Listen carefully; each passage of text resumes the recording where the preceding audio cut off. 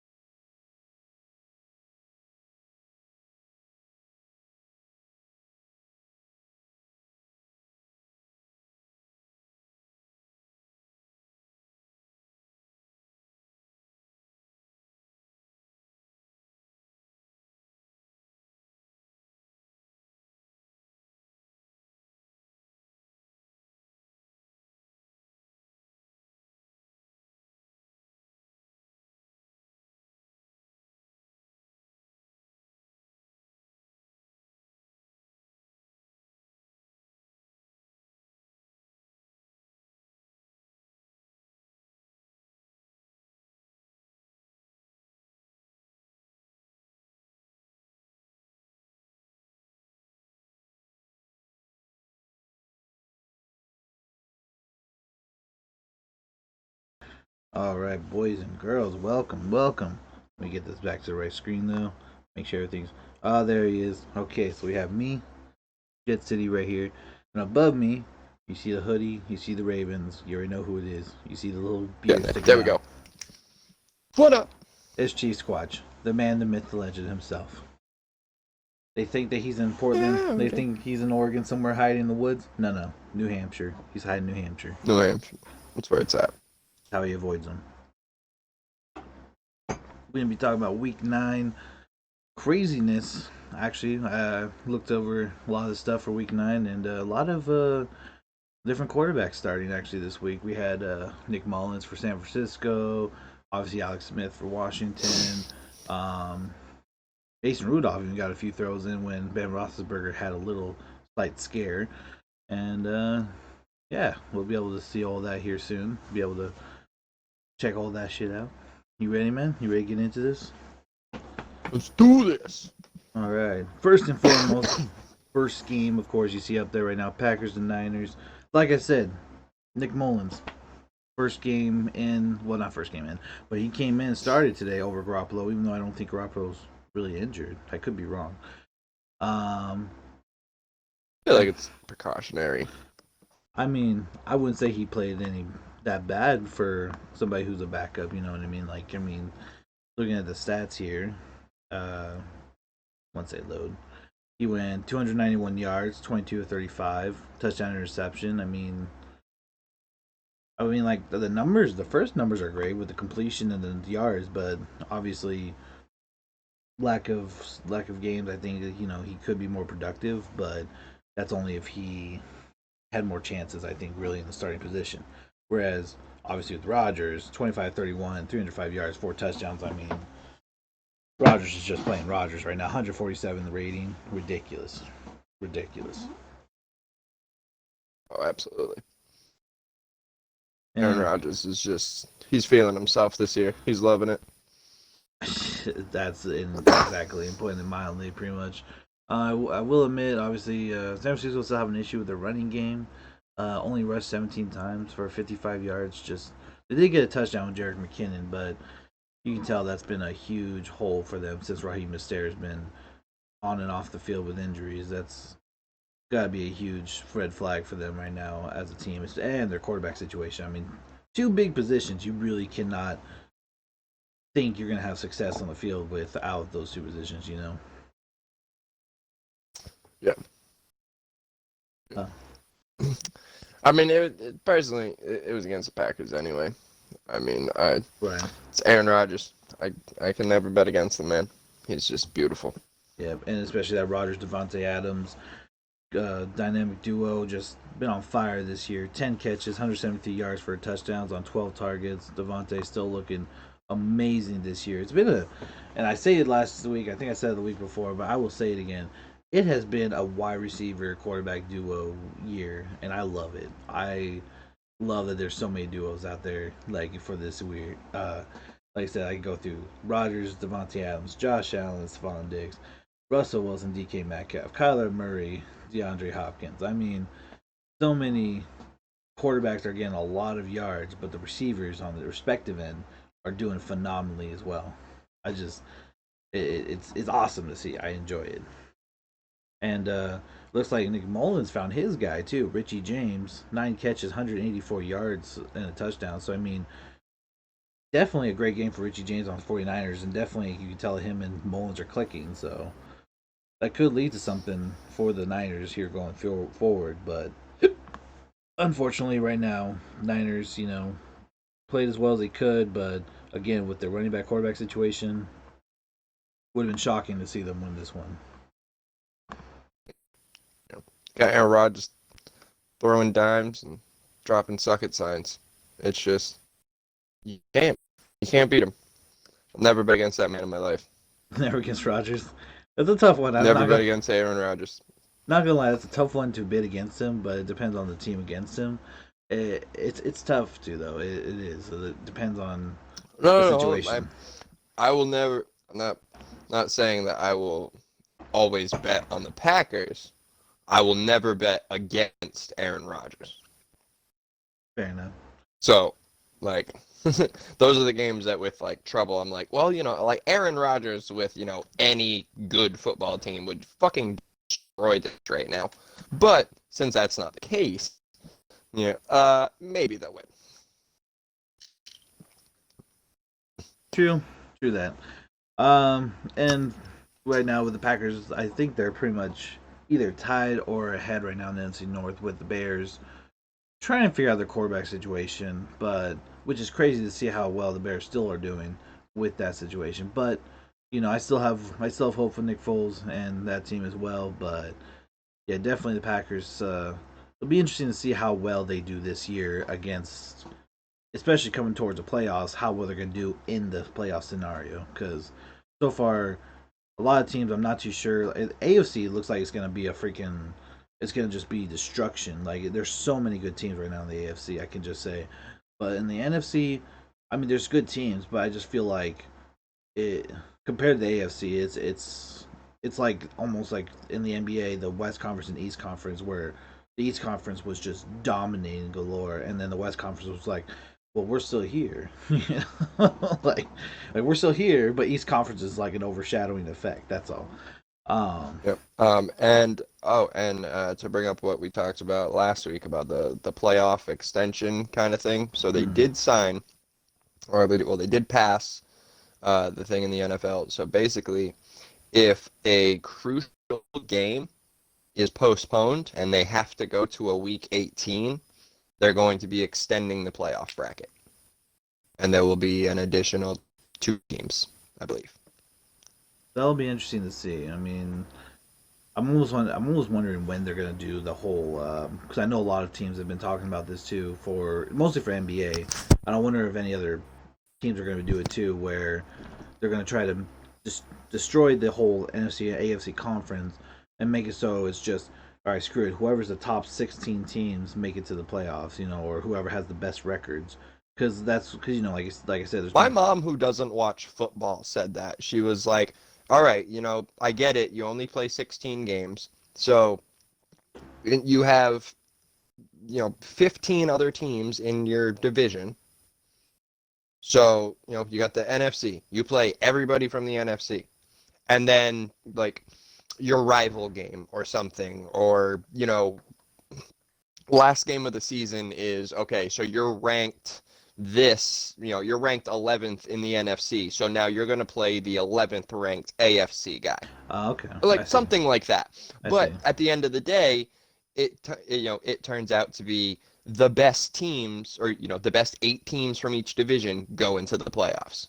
Okay, I see what you mean. And then so like it still ultimately comes down to the best team in the NFC, the best team in the AFC, but it's not all this jumbo. Oh, well, we might have potentially 3 teams from the same fucking division in, you might have 3 teams from the AFC East, doubtful, but 3 teams from Right. the AFC East in the playoffs this year, and I don't Or think that's happened since it would be probably like I the want to AFC say North, if 60s. anything, right now, because AFC North is pretty dominant, right? Well, yeah, but basically, I Yes. know what you're saying though, and that's, I mean, it's, and I still do like the playoff bracket the way it is to a point because we just see Cinderella stories, if you will, like the Giants that beat the Patriots, the undefeated Patriots losing to the Giants who barely made it to the playoffs in the NFC East division, and then they just go all the way through to the playoff to the Super Bowl and and barely beat, like I said, the Patriots, who literally had an undefeated season going, and then had that one loss in the Super Bowl, which, like I said, crazy story to tell, and I love that kind of stuff. I think that's insane. But like I said, I do agree though that I don't think, like, for instance, the NFC East again this year. Number one team is like, I'm pretty sure the Eagles or something, but they're like 3-5 or 4, something like that, Oh yeah. and they could make it. No, They're I going to said make it to the playoffs if they're NFC East leaders. like this is the thing right now that actually like infuriates me. Is all right. Hold on a second. I gotta find the stat.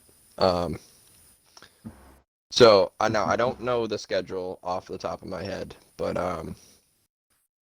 Jesus Christ, where's this fucking? Sorry, Talking about the rest of the schedule for this year. discombobulated. Was the no, no, no, no. I know exactly where I'm at. I just There it is. I was looking for the division standings. Okay. Um, okay, yeah. So the NFC East. So like I said, I don't know the schedule right now, but let's just say that nobody in the NFC East plays each other for the rest of the season. All of these teams could win or could lose all of their games, and we could have a three uh math shit a 3-12-1 team in the fucking playoffs. Like that Right. could actually be a thing. No, I definitely can say like with us being halfway through the season, we still do have. They're probably gonna if they don't play each other, like if it I'm looking at at the least they're schedule gonna right be now. playing two of their NFC East division rivals. I'm just saying like it's usually they have it like towards the end of the season they do like to play the NFC rivals or AFC NFC. They like to have the rivals set up at the beginning of the year and the end of the year because they like to have it okay get the rivalry out of the way in the first part. All right, let's get through the other games, blah blah blah, and then the rivalry at the end of the year too, because they like to have the, like I said, the dramatic effect. Like, oh, this could bring him to the super. This could make him number one seed in the NFC West or the NFC East, and it's dramatic. So definitely, I could see them doing all that right now. But still, like you said, it's like for instance, like I said, being a Seattle fan, I remember seeing the Seahawks going 7-9 in the NFC West, and I remember watching Sports Center just like, all right, well, 7-9 Seahawks are going against the former Super Bowl champion Saints. Let's look at the teams who didn't make it, who are 10-5, 10-6. I'm just like, All right, so potentially, so this is just for like the Eagles would have to win at least 2 games. They play all 3 teams. mm-hmm. They would have to win 2 of their games against either the Giants, the Cowboys, or the Washington football team. If they did that, we could potentially have a 15-10-1 team in the playoffs. Of 15, wow. 5 Okay, 10-1 team in the playoff. I'm sorry. no problem, Numbers, I'm no on worries. like 3 hours I of sleep. mean, no, you're good. I'm Zach Galifianakis from The Hangover right now with numbers. I'm just like. But no, I totally understand what you mean, and honestly, that's the thing though. I mean, I don't think that the teams are going to lose all their games, but I definitely think it's going to be it's gonna be it's gonna be brutal to watch because I know, like I said, NFC East teams are going to be super, or a lot of the teams that didn't make it because they were just that one game off from the wild card are going to see an NFC East team like the Eagles or something coming in. They're going to be like, with like limping in with their dead leg or something like, we made it to the playoffs, guys, and everyone else is going to be like, what the fuck? So, what's up Yeah. there, Dead Man Sibbin? Welcome, my guy. How you doing? But yeah, definitely. I mean, I'm excited for the playoffs still this year because I feel like it's anyone's game right now, and definitely there's one team I'm keeping an eye out for. We'll get to them here shortly. But first off, definitely wanted to go over that with you, which I'm definitely glad we did. Next game though, coming up for us after talking about that Packers defeat Yes. over the Niners, we got the Broncos and Falcons, which actually wasn't too bad of a game. I mean, Drew Lock actually played pretty decently, 25-48, 313 yards, 2 touchdowns. Did throw a pick, but I mean, the kid, he's showing production. He's getting better, and I feel like he as him being thrown into the starting position after Joe Flacco heads to New York. I feel like he really can do better. And he also ran in a touchdown too for them. So I mean, yeah, 3 total touchdowns on the day. I feel like he's still a good chance for the Broncos. He just needs the extra coaching in the offseason and just needs to work on his craft a little more because he's still a younger quarterback, kind of like Tua and everything else. Looks like Jerry Judy just needs to catch the ball a little bit more too. He's only catching 50%. Which he did catch. He's going for like 20 yards a catch though. He's I would averaging say 17.9, but like he did have he did have a great game today, which I did put him as a nominee for Rookie of the Week with his numbers. 7 for 125 yards for a touchdown.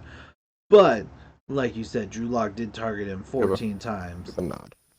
So, I mean, he did have a great game, but the fact that he had 7 catches and then 7 misses. It could be Drew Lock missing him. It could have been hands that were could have been tip passes. I don't know, but I just know that 14 targets and 7 catches. Usually, you want a better completion percentage than that too for one receiver.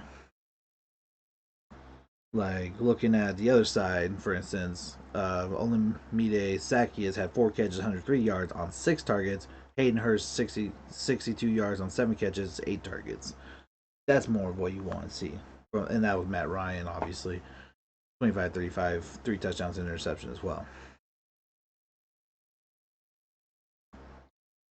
But Yeah, I mean, oh, I'm yeah. going to say, personally, Atlanta just kind of showed out this week, playing how, on paper, Atlanta should play. Atlanta, on paper, is a very decent team. It was very surprising when they weren't doing anything.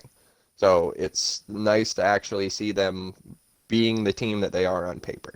Right, and I mean, like, and even with Matt Ryan, I mean, he's the problem with him is that he's right now he's number one in yards right now. I actually looked this up. He's number one in total for passing yards, 2,746 yards. So he's almost at 3,000 yards, and we're a little more than halfway through the season. So he's on point to get a really good year going. The problem is that like he has 15 touchdowns on 5 interceptions, which you're the number one passing yardage in the league, but you're number 15 in touchdowns, and that's not going to get the game. That's not going to get the job done in this league at all. And I mean, also the other Oh, issue is that absolutely not. they signed Todd Gurley to be this amazing running back. And don't get me wrong, he's done somewhat of the job, but he definitely can be more productive. And I think that's been a main issue. Obviously, the other issues have been the close games that they've lost, where we already know about the 3 different leads. We already gone over that. We already been there. Dan Quinn's out of the house. We already so everything should be cleaned up now. But definitely, I feel like now it's on the point that okay, coaching's back on track. We gotta make production. We gotta get these touchdowns. Matt, you can throw the ball 80 plus yards. I don't fucking care. You better get that ball in that damn end zone though. Well, this is my thing now too, and I'm assuming at least some of these players have realized it at this point. When teams go through that head coach change, there tends to be um, no, no more player loyalty, especially after a shitty season. Yeah. So, I mean, I'm not sure contract situations, who's up or not, but I mean, you're coming into a new season, potential new GM. I don't know if they're going to stick with the interim coach or if they're going to, hire somebody else. Not really into that conversation just yet. Um, but potentially Matt Ryan doesn't start producing, they can, oh well, we're sitting on the 6th draft pick. Let's see if Justin Fields falls a little bit. A couple of these teams don't need a quarterback. I mean, you could be right on that. And that's the thing, though, is like, and that's where it's like the whole thing with Jordan Love being drafted to the Packers. Like a lot of people think that, like that blew everything out of proportion. People were like, "Oh my God, first round pick, you went for Jordan Love. Holy shit, Rodgers is out." And then it's like, no, it's not that he's out. The Packers are known So for this this. is Like they did the same thing with Rodgers, where he freaking literally came in and like spent 3 years as backup to Favre to then be a starter. And so, I mean, they're just saying, like, Rogers, hey, bud, you're like 30 some years old. You're getting there. We need to start planning for the future. Lambo, yeah. I'm okay. So yeah, Ty Gurley does have 8 touchdowns, but like that's only a touchdown a game. Speaking of, yeah, pretty much being, and that's like, we're through week 9, so now it's like Over, yeah. So that's almost a touchdown a game. less. Yeah, almost. Yeah. But, yes, exactly. The fact that he has only like basically a touchdown a game, and then looking at his yardage and everything. I mean, I'm not saying we were expecting Todd Gurley to have like 15 touchdowns or anything like that, but you usually want your backs to Although still be more. But I was just with I like that point, and I want to check the stats if that was. We're gonna give Matt Ryan those 8 touchdowns real quick. okay, which he would be at 23 touchdowns in total. Okay, so he would be number 4. Okay, So, all right, you give them half of that though. We're down in 6 or 7. So yeah, but I mean, and yeah, like, and I'm not taking away from what Matt Ryan has done Yeah, this we're year. not saying that He we're not like saying the quarter. he is doing better. It's not the touchdown and interception ratio that bothers me. I think that you said that is a good ratio. That's 3-1. That's basically him saying like every 3 touchdowns he throws a pick, which isn't a bad thing per se. I mean, because you still get 3 touchdowns. You only Aaron give. Rodgers has thrown 6 picks in 40 games. Hey, jeez. Okay, but anyway, moving on from that. Um, all I'm saying is like that's still a good ratio for me personally. Still a good ratio. What I'm looking at though is the fact that he's thrown for almost 3,000 yards, 2,746 yards, with only 15 touchdowns, which makes him 15th in the league for touchdowns. And honestly, I'm just saying though. I mean, obviously Todd Gurley has 8 touchdowns, which is totally fine. But as the quarterback for this team, though, and I can tell you, there's been times where they actually have punted a lot. They've punted a lot. They've had Young Hoku come in to kick a lot, and I know Matt Ryan can make those throws. I'm just saying that and I know, like I said, like there's been a lot of the whole thing going on with Dan Quinn as the coach, and a lot of the bad plays being called, and that's where, like I said, right now, all that's gone. Nothing else is going on. Dan Quinn's out. It's time to just focus on football right now, which they have been winning. This is good, and they need to keep that rolling. I'm just saying that Matt Ryan needs to keep the production up as well. Yes. That's what I'm trying to say, though, is he needs to know that he is that franchise quarterback for the Falcons still. And Todd Gurley, I mean, don't get me wrong, this is a good stopping point for him. Is he the franchise running back? No. But this is like again, like he's gonna do what he can, but Matt Ryan needs to know it's his team. And he needs to not rely on Todd Gurley. He needs to rely on himself making the throws to Julio, Zacchaeus, Ridley, Gage, Hurst, all those guys. Like he needs to get the job done. Yeah. Absolutely. Um, and then so with this game, like I said, both teams played phenomenally with the Falcons and the Broncos. I also want to give a shout out defensive player Foyesade Aluokun. Hopefully I said that right. 10 total tackles, 7 solo. He had a sack, which was a tackle for loss, 1 pass deflection, and then hit the quarterback 4 times. So if anything, freaking Drew Lock was scared the crap out of this guy because this guy kept making sure he knocked the shit out of Drew Lock whenever he got close to Yeah, him. it is number. So definitely good game for Foyesade Alakun right there against him.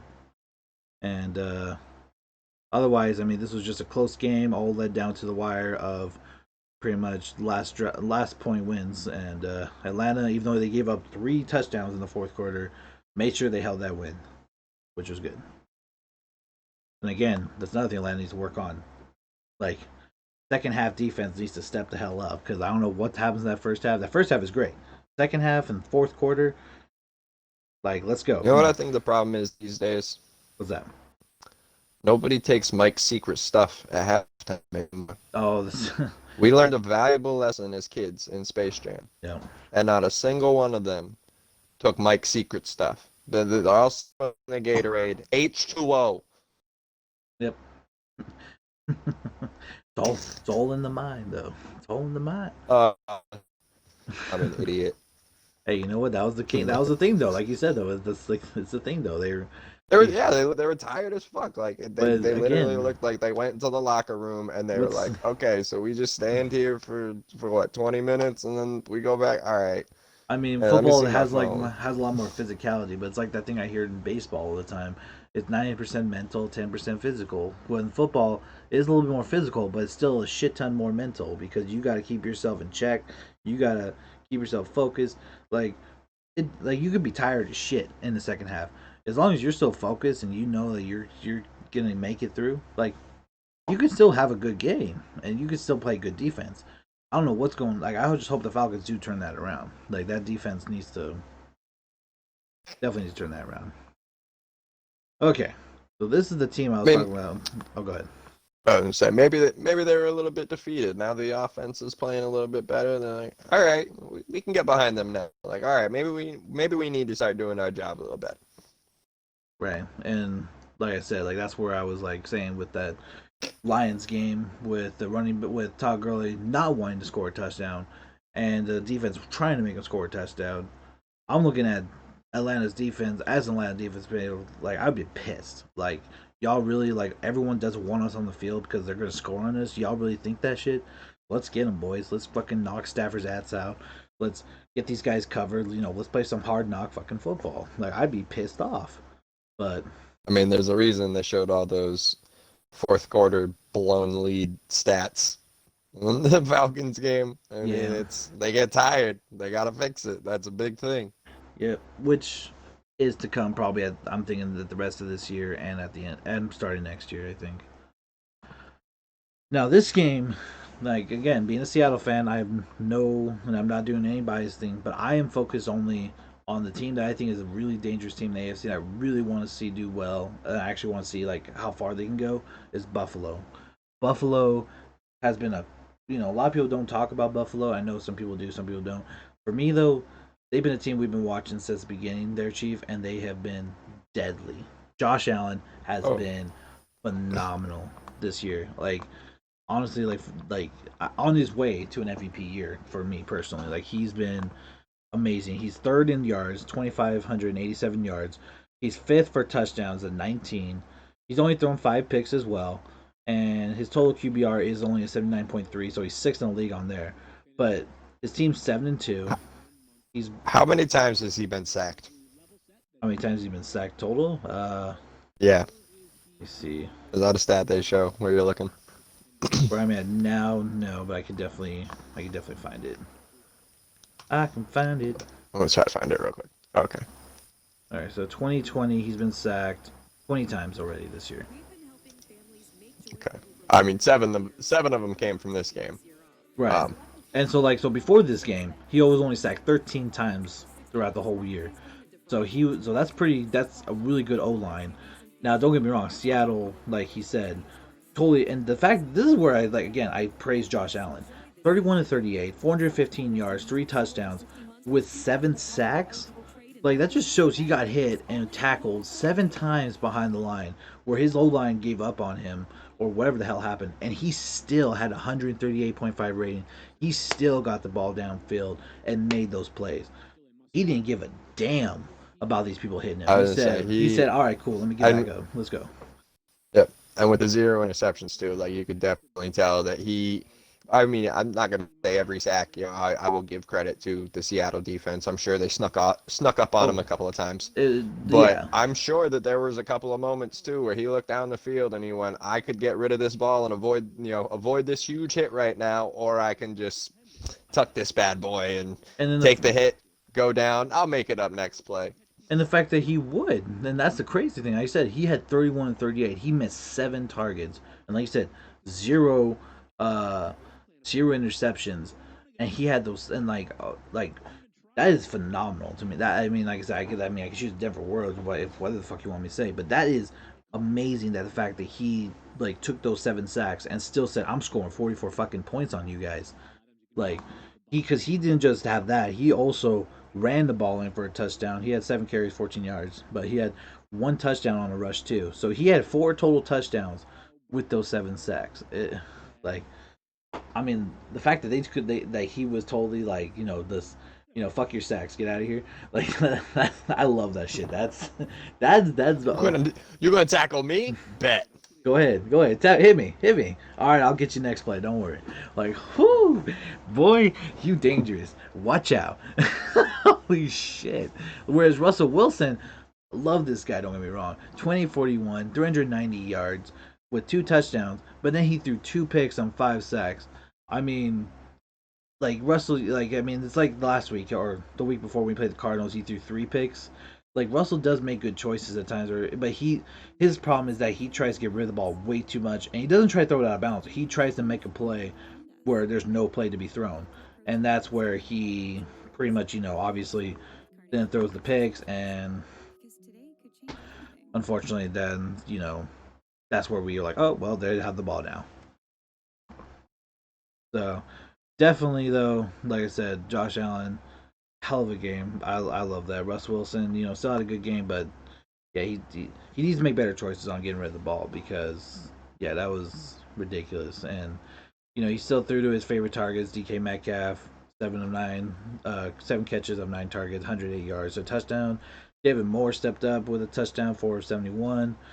And but if you look on the other side, he has Stephon Diggs, 9 of 118 yards, and threw touchdowns to different people. I actually like that. He threw it to a 1 yard pass to Tyler Croft, Isaiah McKenzie, and Gabriel Davis. So I mean, Stephon Diggs had a great game, but yeah, he definitely was spreading the ball out, and he just tore apart Seattle secondary.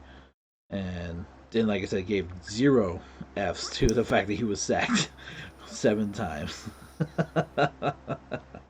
That's that is just amazing. That is a phenomenal stat to me. I love that. But yeah, and I'm looking at the rest of this, and pretty much the main thing I can say is that the turnovers definitely killed the Seattle Seahawks on this one, and freaking Josh Allen. I'm just saying he's the reason why Buffalo won. Like 7 sacks, and then the stats you have. I mean, great game, dude. Like just I know I keep saying it, but I don't care. Great game, dude. Hell of a game.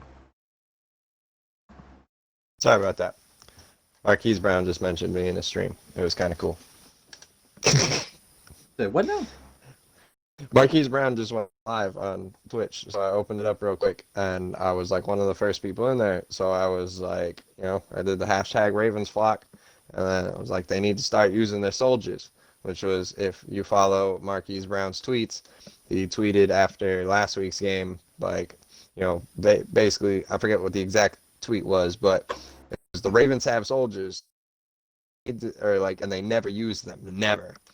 So basically, he was like, "Yeah, you need to throw me the ball more." So I put in his thing, Ravens flock. They need to start, Ravens need to start using their soldiers. And he was like, "Chief Sasquatch." He goes, "Yep, I agree with that one." Hey, Hell yeah, that's me. Shout out from Marquise Brown to Chief. Hey, hey. That's me. Anyway, There you go. There you go. Awesome, man. yeah, Yeah. yeah. That was honestly that. Sorry. Recap what you were saying. I thought it was a good game. I think both sides played pretty good. I mean, Russ tried real hard. Still, 390 yards. The completions just weren't fully there. I mean, not terrible, but just Bills came out on top on this one. They were gunning. They knew that this is one of those teams that we need to beat if we're going to actually be taken seriously and not just like one of those teams that's slipping under the rugs for an easy schedule. Which actually they have not had an easy schedule, so No. for people to be sleeping on them is kind of dumb. But the fact that like I said, Buffalo just pretty much, like I said, I know he's doing his thing, but I'm talking to you guys anyway. The fact that Buffalo, like I said, has been playing the way they've been playing these last few weeks, and even the 2 losses, were not that bad. And I just, like I said, I pretty much am like super excited to see what the Bills can do, and definitely, I think going forward in the playoffs, if anyone had asked me what team I think is going to make it to the Super Bowl for sure, like for sure, it'd be tough because I know Steelers are on a roll, but I would have to say it would be the Bills. Like I would have to say Bills and Steelers would definitely make the AFC Conference Championship, and it would be a fucking hell of a game. It would be a hell of a game. I mean, even with the Chiefs, the way they've been playing, I know they've low key been playing really well. I still think that the Bills would like somehow stop the Chiefs and move on. I do. I really do. Respect to Patty Mahomes. Respect to the whole Chiefs organization. But like I said, Bills are just on a tear this year, and I love it. I love it. And next up, we got the Bears and Oh, Titans. sorry. Oh, go ahead. December 13th, we will have our Steelers versus Bills match. Ooh, December 13th. So, Okay. potential preview of some AFC playoff action. About 1 month from today, there, boys. I'm excited for that because, like I said, that would be a good game. I'm excited to see that. And like I said, but that'll be it for the future. And so here we have the Chicago and Tennessee game where Nick Foles actually looked pretty good. They definitely relied on him a lot for their offense. 36 of 52, 335 yards, 2 touchdowns and no interceptions. Great game for the first 2 stats again. Touchdown wise, need a little more. I mean, obviously it's showing that they lost by a touchdown this last game. Definitely need a little more from him on there. Tannehill, non-existent pretty much. I mean, 10 of 21, 158 yards, but he had 2 touchdowns. So not sure what happened there. Not sure how exactly he had such low numbers. And still, I just don't know. But he, they, yeah, that's really, really low numbers in my case. I think. Um, This was an interesting game. it looks like it. Chicago only ran the ball 20 times for 56 yards, basically not doing much, no touchdowns. And Tennessee ran the ball with Derrick Henry 21 times, like we were talking about them doing. And, you know, unfortunately, it did only get 68 yards, but I mean, that's just one game. I still feel like they need to still run the ball with him more like that. And if anything, you need to talk to your O line about getting them holes open for him because it sounds like you can't go have one game going 12 or whatever it was, 18 carries for 111 yards, and then have 21 carries for 68 yards. That's something on your O line going on right there. Yeah. Or you're just giving up. I don't Well, think Derrick Henry gave up though, but I'm saying if generally, Derrick Henry gives up, he's retiring. I'm just saying. that's the way I look at it. AJ Brown and Johnny Smith definitely stepped up for their receiving ends. AJ Brown actually pretty much had 2/3 of Tannehill's yards, 404 kids for 101 yards, and everyone else was the rest, the 57 rest of the yards. That's pretty crazy to see. Actually, I'm not gonna lie. Um, then Tennessee recovered 2 fumbles from the Bears, which is probably how they also were able to hold the ball more. And yeah, so pretty much I would say that this was an all-around close game, but I feel like the 2 fumbles probably were what sealed the deal for the Titans to be able to beat the Bears. Unfortunately, absolutely. Um, Sad. I didn't want to bet against the Bears, but I did. I'm happy I did. yeah, pretty much. And I mean, it was the Titans. I mean, you can't really like with the Bears and the Titans the way they've been playing, each been playing. It's hard to bet against the Titans, and so I mean, Tannehill the way he played today, though, holy cow! I mean, you like again, I don't know what happened to him from last year to this year, but it has not been a productive change. It has been a negative change, and he needs to. I know that yesterday's game was probably not much of his fault or anything, but he still has not been as productive as he was those last few games last year. Like Oh, not at all. it's almost like now that he has secured his position as quarterback, he's just like, well, let me just relax a little bit. Let me just it's chill. We have a good team. Let me just I can just breathe. I don't have to make stress throws, right? No, no, no. You need to like it's almost like Dwayne Haskins in Washington where they benched him to third string because he was getting like he won the quarterback position. He said, "All right, cool. I'm going to slack off in practice.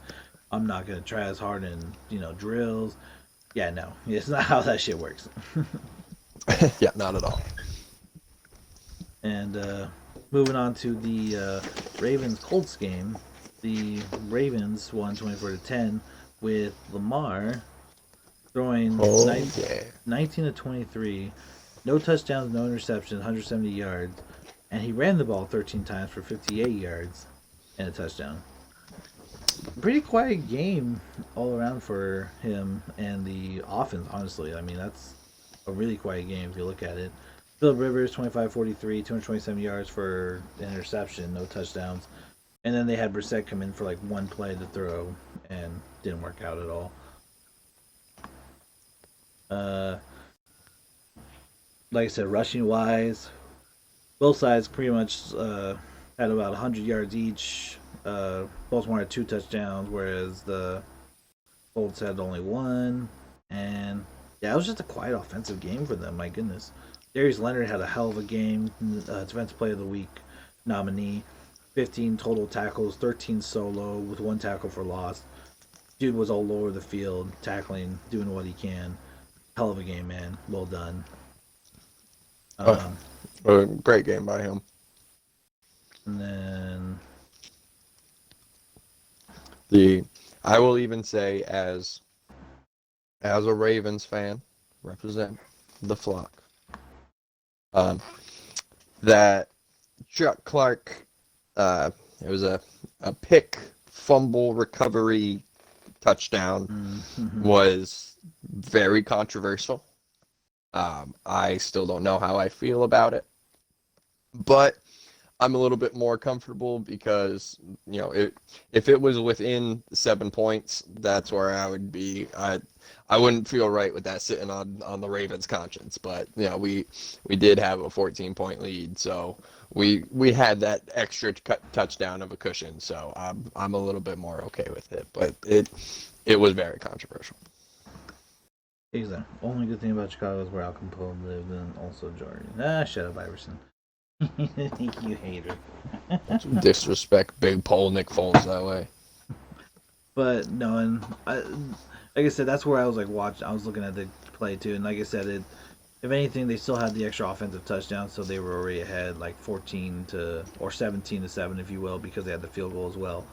So, I mean, all in all, it was a low-scoring game, and then you just had that weird play with Chuck Clark, and I mean, however you want to feel about it, it came out. It's kind of like with the Seahawks Packers play. Unfortunately, the one that really sealed the deal on those replacement refs.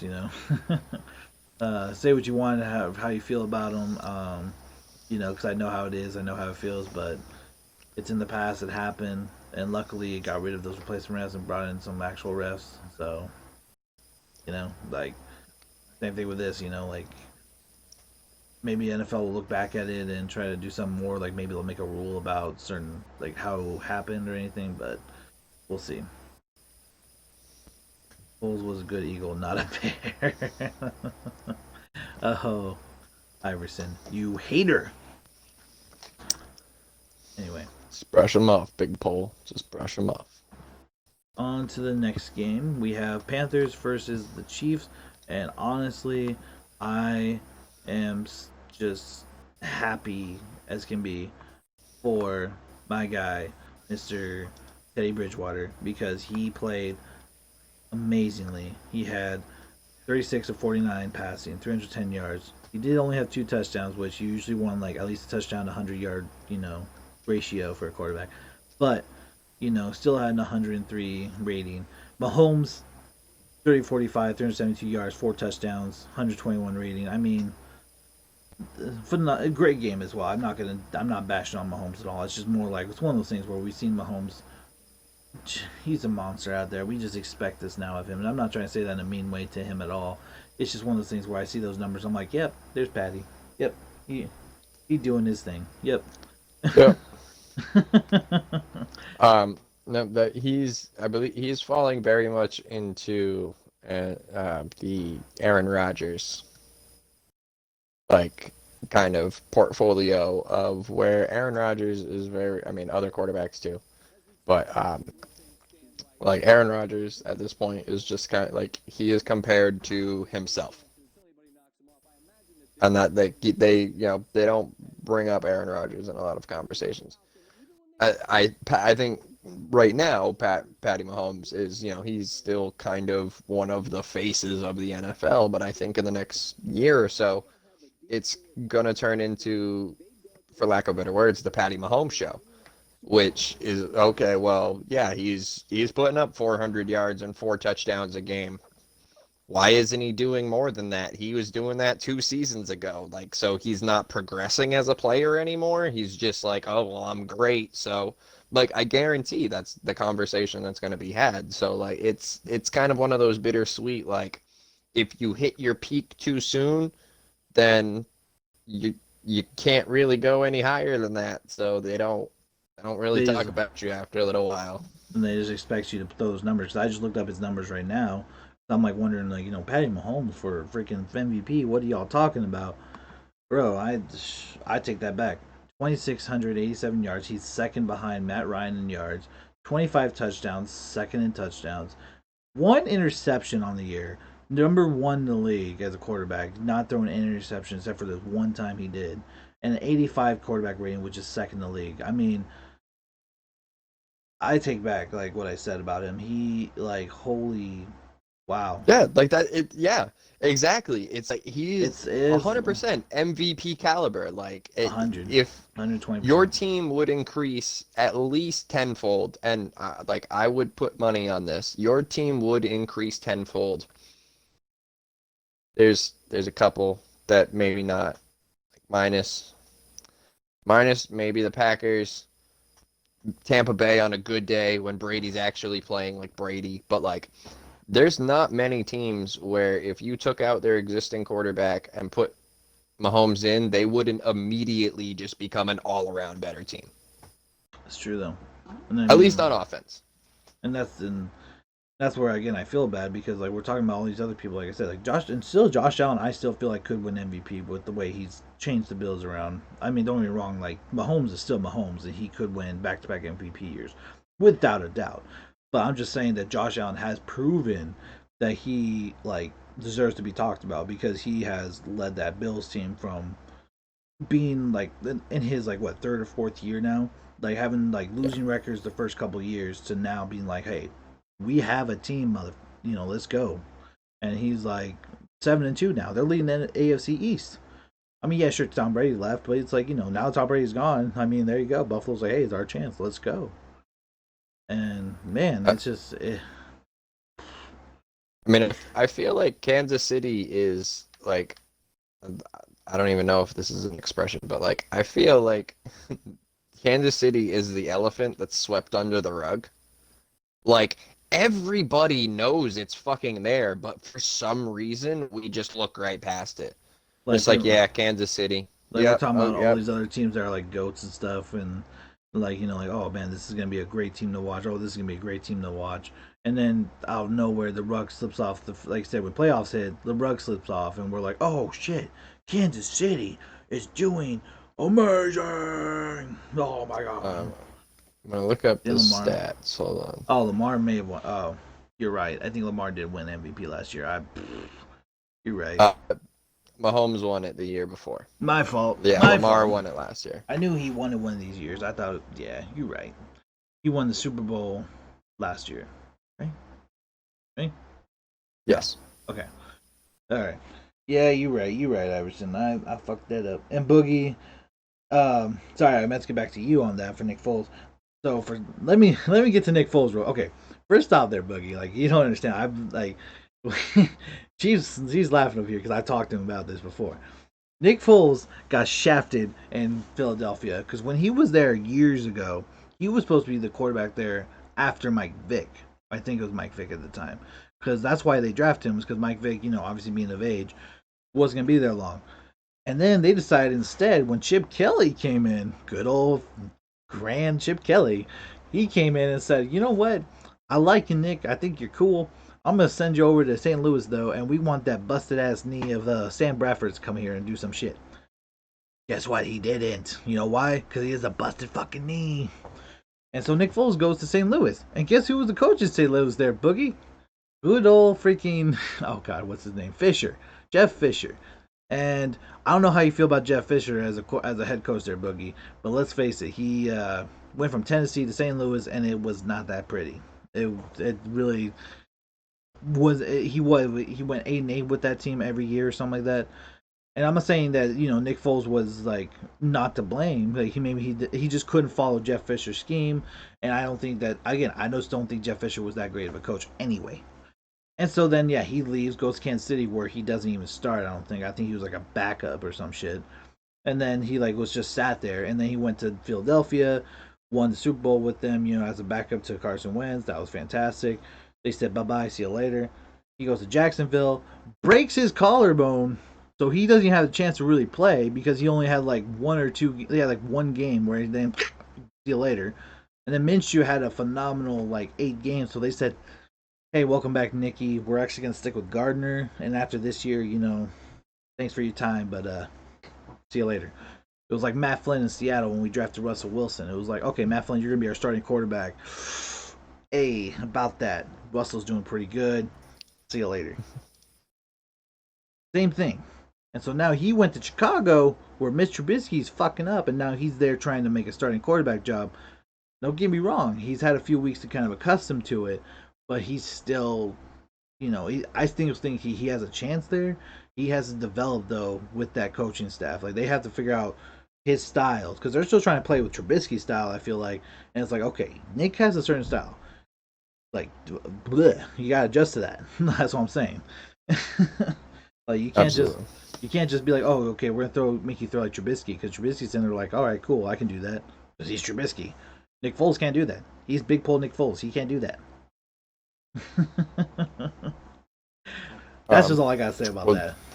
I'm not saying that Nick Foles is a great quarterback. I'm not saying he's a quarterback of the future. I'm not saying he's gonna be like a Tom Brady as quarterback. I'm just saying that over his career, he had the chance definitely in Philadelphia many times.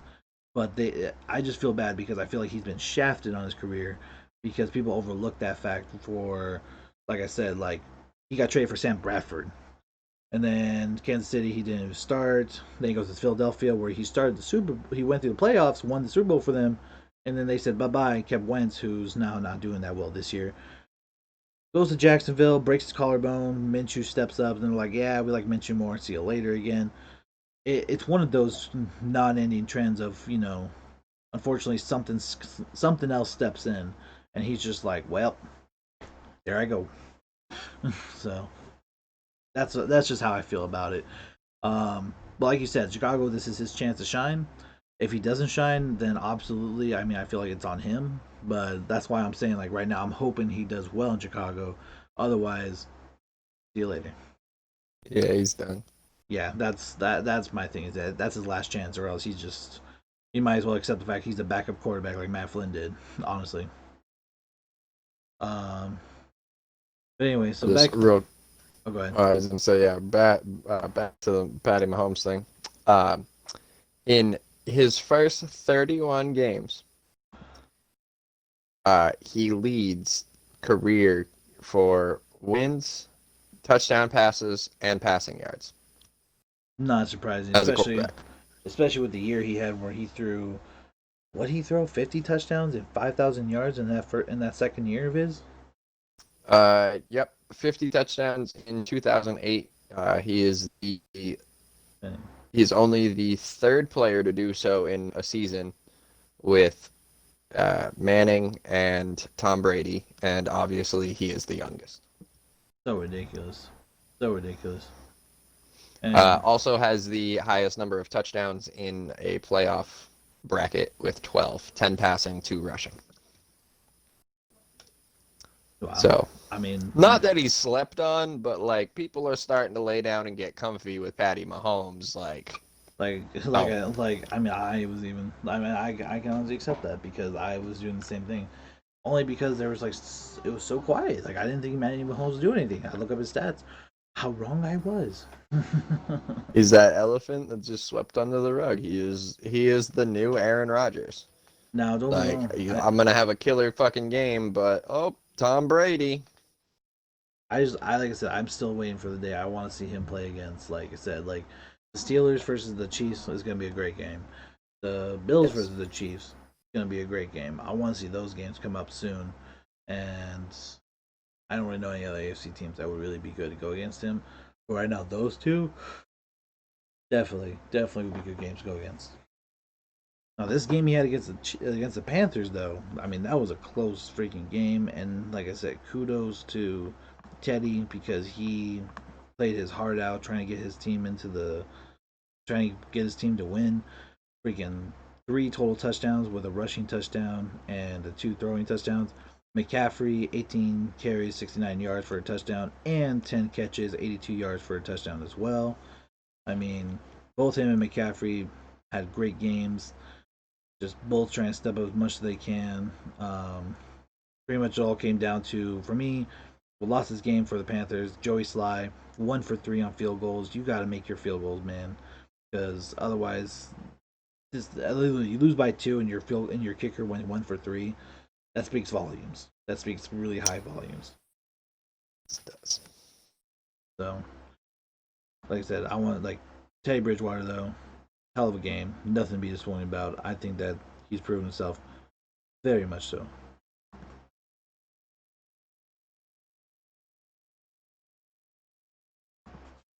What we got? We have Detroit and Minnesota. Yes, sir. An NFC North showdown of the Lions versus Vikings. Not a bad game, honestly. Nope.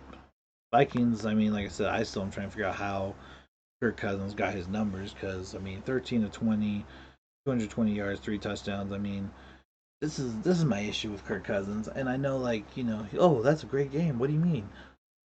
Dude is so inconsistent, though. Like, I mean, literally, just earlier this year, we saw him go 0 for 3 with 3 interceptions, 0 touchdowns, and like missing everywhere. And now this game, he has 13 to 20 for 220 yards and 3 touchdowns. And unfortunately, and this is what the GM and owner see every time they, have that contract out for Kirk. They're like, oh, by the way, Kirk, we all those bad games, I don't remember those. I just remember these good ones, like this one here. Oh, phenomenal game. We're going to make you our franchise quarterback. He's inconsistent. It's not somebody you want as your quarterback. I mean, like, you have Dalvin Cook to save him, but you need somebody that's like, you don't need that like inconsistency that keeps throwing interceptions. Like, if I have to look at his stats right now, because I want to see actually how many interceptions he's thrown for the year. And while we're waiting for that, Matt Stafford, unfortunately, not looking so well either. 23 32, 211 yards, 1 touchdown, 2 interceptions. They actually had to bring in the backup Chase Daniel to play a little bit because of how bad he was doing. 8 for 13, 94 yards for a touchdown and an interception. Or maybe Stafford got hurt. I don't know. But yeah, so Kirk Cousins has 1,855 yards, which is tied for 22nd, so he's in the lower tier of the yards. Touchdowns, he's about mid tier, 15. That's still good. And then he has 10, let me say that again, 10 interceptions. That's 32nd. That means he's dead last for throwing picks in the league. So, again, it's one of those things where he's definitely, people people want to say he's a good quarterback or they want to say he's going to be a quarterback in the future. I don't see it. I mean, Yeah. I'll let you go now. Sorry, I just had to look that up. No, yeah, just the inconsistency for me I mean, and I think that's kind of, I mean, we saw it last season, is the Vikings weren't really much of anything in the beginning of the year, and then towards the end of the season, that's where they made their big push. So I mean, we're at the halfway point. I don't know where they are in the standings at the moment, but let me take a look at that right here. I mean, they're not necessarily out of it. I mean, especially with the potential playoff expansion. If they go on a run here, they could potentially get themselves into the playoffs. True. Very true. And honestly, and then for the defensive side for Minnesota, I mean, kudos to. I would just want to do a defensive shout out for Eric Wilson, who had 13 total tackles, 8 solo, half a sack, which also was half a tackle for loss, 1 quarterback hit, pass deflection, and had an interception as well. Kind of just like made a deal of making sure he got to the ball tackling wise and was there for an interception. So kudos to him for having a great game all around against the Lions as well. And yeah, I mean, otherwise, I mean, Dalvin Cook pretty much carried their freaking whole team this game. 22 carries, 206 yards, 2 touchdowns. Again, shout out Offensive Player of the Week for him, for a nominee, and then Kirk Cousins. I mean, don't get me wrong, had a good game. He did have a good game, but I mean, you gotta be consistent. Like, if you're gonna throw like this game, you better be throwing that next game, and hopefully the game after, or at least try to. This 3 for 0 for 3 shit. I mean, that's how you lose your job still. Because again, 50 touchdowns, which is about halfway through the league. All right, cool. But then you have 10 interceptions and you're dead last, like, because you have the most interceptions in the league. No, I don't want that for my quarterback. Hell no. Yeah. I mean, if you're gonna have the most interceptions, you better have the most fucking touchdowns as well. 30 for 30. Let's go.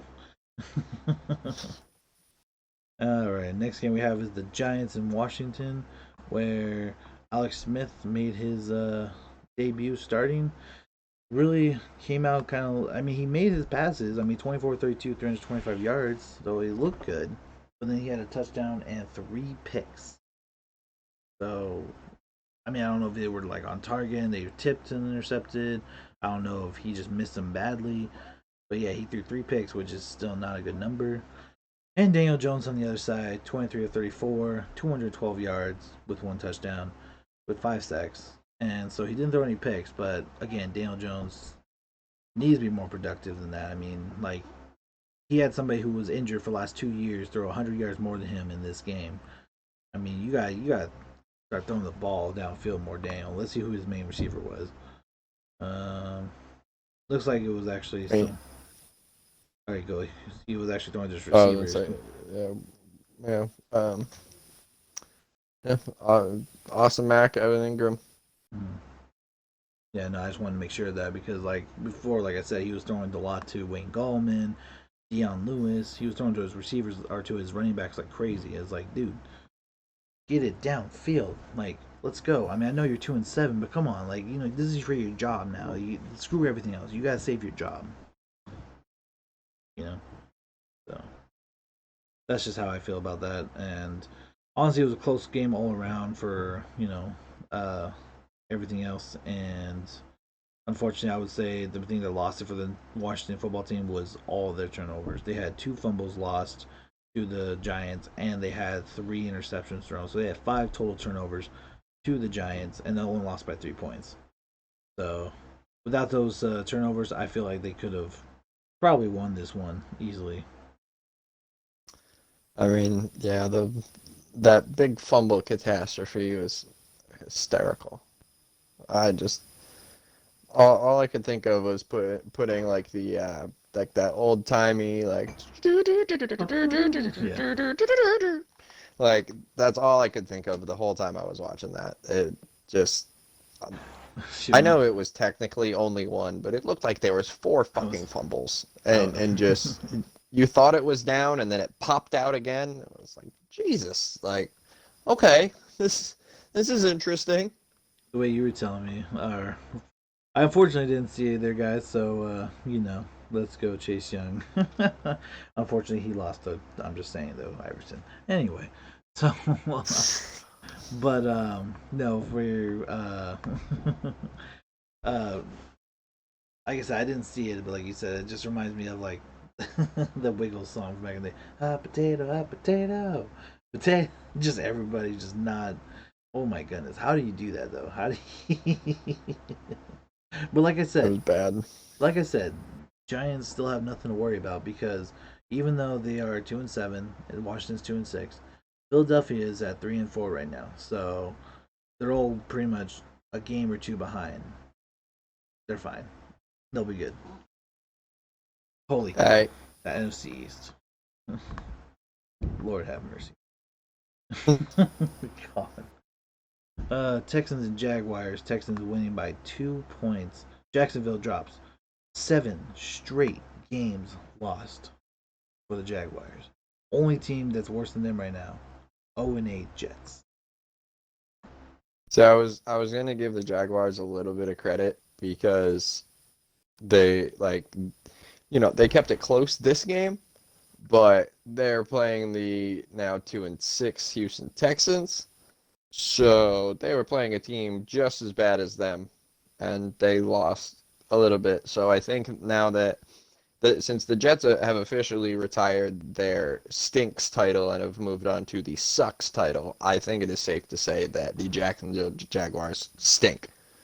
Like they're in my book, I'm I can't bet on the mustache anymore. That man has soiled the. I'm ready to shave mine off. Like he has soiled the mustache for me. Well, and the mustache wasn't even playing in this game, to be honest with you. They started their 6th round draft pick, Jake Luton from State. Oregon State, I think. It's not even just him. They've that team has consumed by like the Minshew mania, and it has just infected them to the point where they go fucking 1-7. So it's the I get it. Minshew mania has now run it like I'm Minshew mania is like a really like a normally fun drug, and then you take it at first, And it's like, yeah, this is great. And you're at the rave and you're dancing and you're partying along. And then all of a sudden the creepy demons come in and start telling you that you're worthless and that nothing has meaning and like start throwing weird shit in your face. That's what Minshew Mania has done to the Jacksonville Jaguars, is literally literally just made everyone happy, made everyone so excited, and now we're crushing their dreams. I will have to blame. I will. I mean, Minshew has had a bad start this week or this year. I definitely would say coaching and management are a huge factor in this too, only because you had Leonard Fournette wanted out, Jalen Ramsey wanted out last year. I mean, you had all these players who are top players for this team who left this team. Yannick Ngakwe was there, he left. Calais Campbell left. You know, like you did have a team here, and management and coaching made these guys say, "F this shit, I'm out." And unfortunately, I feel like you could say, you definitely say Minshew Mania may have caused a problem with it, but I feel like Minshew still could potentially still has potential to be a good quarterback. I just feel like that Jacksonville coaching and organization is just all around a toxic environment. I don't know what's going on in there, staff wise, like in like front office staff, everything. It's all just it's all not good. It's just not it. It really isn't. I mean, I hope for the best for that team. I hope for the best of players on that team, but until they fix up management and make sure that these players are like willing to play for them, I think this team's not going to get any farther. Like they really are going to keep tanking with the whatever they're doing right now. I don't know what they're doing in Jacksonville. I just know it's not productive. And so, yeah, but I will say kudos to Jake Luton. He had actually a decent game for a backup who hasn't played with a starting rotation until this week. He went 2 touchdowns, one running, one passing, only one interception. Had a 90.2 rating, which is pretty good, like I said, for a backup coming in to start. Threw to DJ Chark quite a Well, bit, 7 catches, 146 yards, and a touchdown. And he did lose one fumble. my, my only thing that makes me nervous about him is like he did that against the Texans. Which, I mean, yeah, Texans got some names, but they're not doing that great this season. So, I mean, it's Which, if anything, we'll have to see how, how they do next. yeah, and I'm not trying to be biased, just like as far as overall like average team in most aspects, I will throw the Ravens in that category. They have some elevations, they have, some weak spots, but like would he have done the same thing against the Ravens defense? Mm, Would he have done the same thing against Seattle's defense? I would have to Maybe, disagree. but not, I'd but have to Seattle disagree. maybe. But Yeah. like I don't know if as much. So that's the only thing that makes me nervous about him. Like other than that, I think like he had a great day, great game. Like when you purely look at his stats, like he did have a good game for first time stepping out onto the field, having a real shot at starting. But against another team, I'm worried about. Yeah. No, I agree with you on that. I just think that was a good start for somebody. Like I said, like yes, it was against a team who's also struggling, but it's still a good confidence builder for him going into the next game, depending on who he plays against. Will he still have a better game, like because he had a confidence game? I don't think so. But I'm just saying it will help him in the long run on being able to make plays and not feeling like like a scared second stringer coming in against, like you said, like the Ravens, the Steelers, the Seahawks. Like watching that D line charge after him, he just freezes. Instead, he has a little confidence to go and make a play somehow or something. Otherwise, because I mean, And also maybe that's why they decided to start him against the Texans. Like, all right, let's put him in against not the greatest team and let's see how he does. All right, those are some pretty decent numbers. Maybe we got his confidence up. All right, let's try him out in another week. Maybe not a big game, but I mean at this point, I don't think there's any big games for the Jaguars this season. They're on the Jets are on the tank for Trevor. I think the Jaguars are on the fail for Fields. yeah, Yeah, so we're gonna be seeing both. Uh, we're gonna be seeing both quarterbacks go to the AFC East, or no, AFC South and AFC East, I should say. Justin Fields, Potential. Jacksonville, and Trevor Lawrence in New York. Trevor Lawrence is still talking about going back to college, possibly though. Like, even though it's like closer to senior year, he's like, maybe I want to go back my senior year too, though. I'm just saying, I have time to choose. I have time. He does, and I mean, I think that's and even though I know it's not supposed to, like, it's also what impact is that going to have the following year when he's all right? I came in, but because obviously it's already rumored. He says it's not true, but it's Trevor Lawrence, and I don't know. That guy rubs me the wrong way personally, but I feel like he's the type of guy that's like, oh, the Jets are gonna have the first overall pick. Yeah, I'll stay college another year. Let's No, see who and that's tanks what he. next year. Well, that's what I'm saying though. That they were like talking to him about like the drafts and stuff because he's heard these. Exactly, Boogie. Yeah, Trevor heard about Tank for Trevor, and he said, "Hell no." Nah. Exactly. That's what I'm saying though. Is that there was an interview recently about him going to the draft this next year, and because he's talking about he's like, oh well, I mean, I'm still trying to decide, I want to come back my senior year, have a senior, and all that stuff.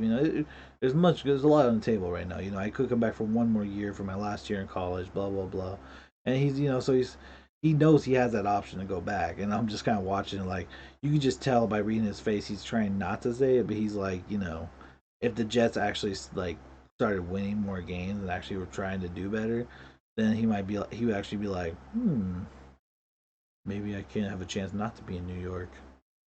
Let's try And it. with also, once again, I don't know. I think it did end up getting approved, but the whole basically any college players this year, since it's all kind of real fucked up and nobody gets to play their full season, um, I think it's like Oh, they have just the option to play again next year. yeah. So Or basically, like this year doesn't count, so like that could be a factor in Trevor Lawrence's thinking too, where it was like, yeah, he could be like, yep, I'm gonna stay in college another year. However, but then now after next year, could he go, oh well, that 2020 didn't count, so I can yeah, technically play football again one more year. yeah. So basically, what she was talking about, yeah, is that if you don't know about the college football rules, right now what they're saying is because of the shortened year and because of how the COVID has affected the college football system, pretty much with all the teams that like all the different conferences that weren't playing this year, they're basically saying that yes, we will play this year and you'll have a good time with it, but technically we're considered like an exhibition time where like yes, like you still get the stats and stuff from this year, but Yeah, it's basically like you're going to go into next year as still a junior, like you're going to be a senior in college, but you're going to be a junior in the football field, which then means yeah, after you graduate from Clemson, like say Clemson, like like I said with Trevor Lawrence, he could graduate from Clemson as a senior and still go back and play one more year of football, because possibly, if we're looking at this correctly, because of that one of COVID this year affecting the football league. yeah. I feel like they wouldn't count, at least as far as like records, like for like record books and stuff. They wouldn't count the 2020 season for anything, like especially if you have those players that because they're not making it mandatory either. Is so like you know I know like technically I know Justin Fields is a senior, so like he kind of has to go to the combine. Mm. Um, but like in Trevor, if they were both seniors, like, so what if Trevor Lawrence decides, oh yeah, I'm not counting 2020, I'm gonna stay for one more year, and then Justin Fields decides, oh okay, well, you're not going, I'm gonna be the number one overall draft pick this year.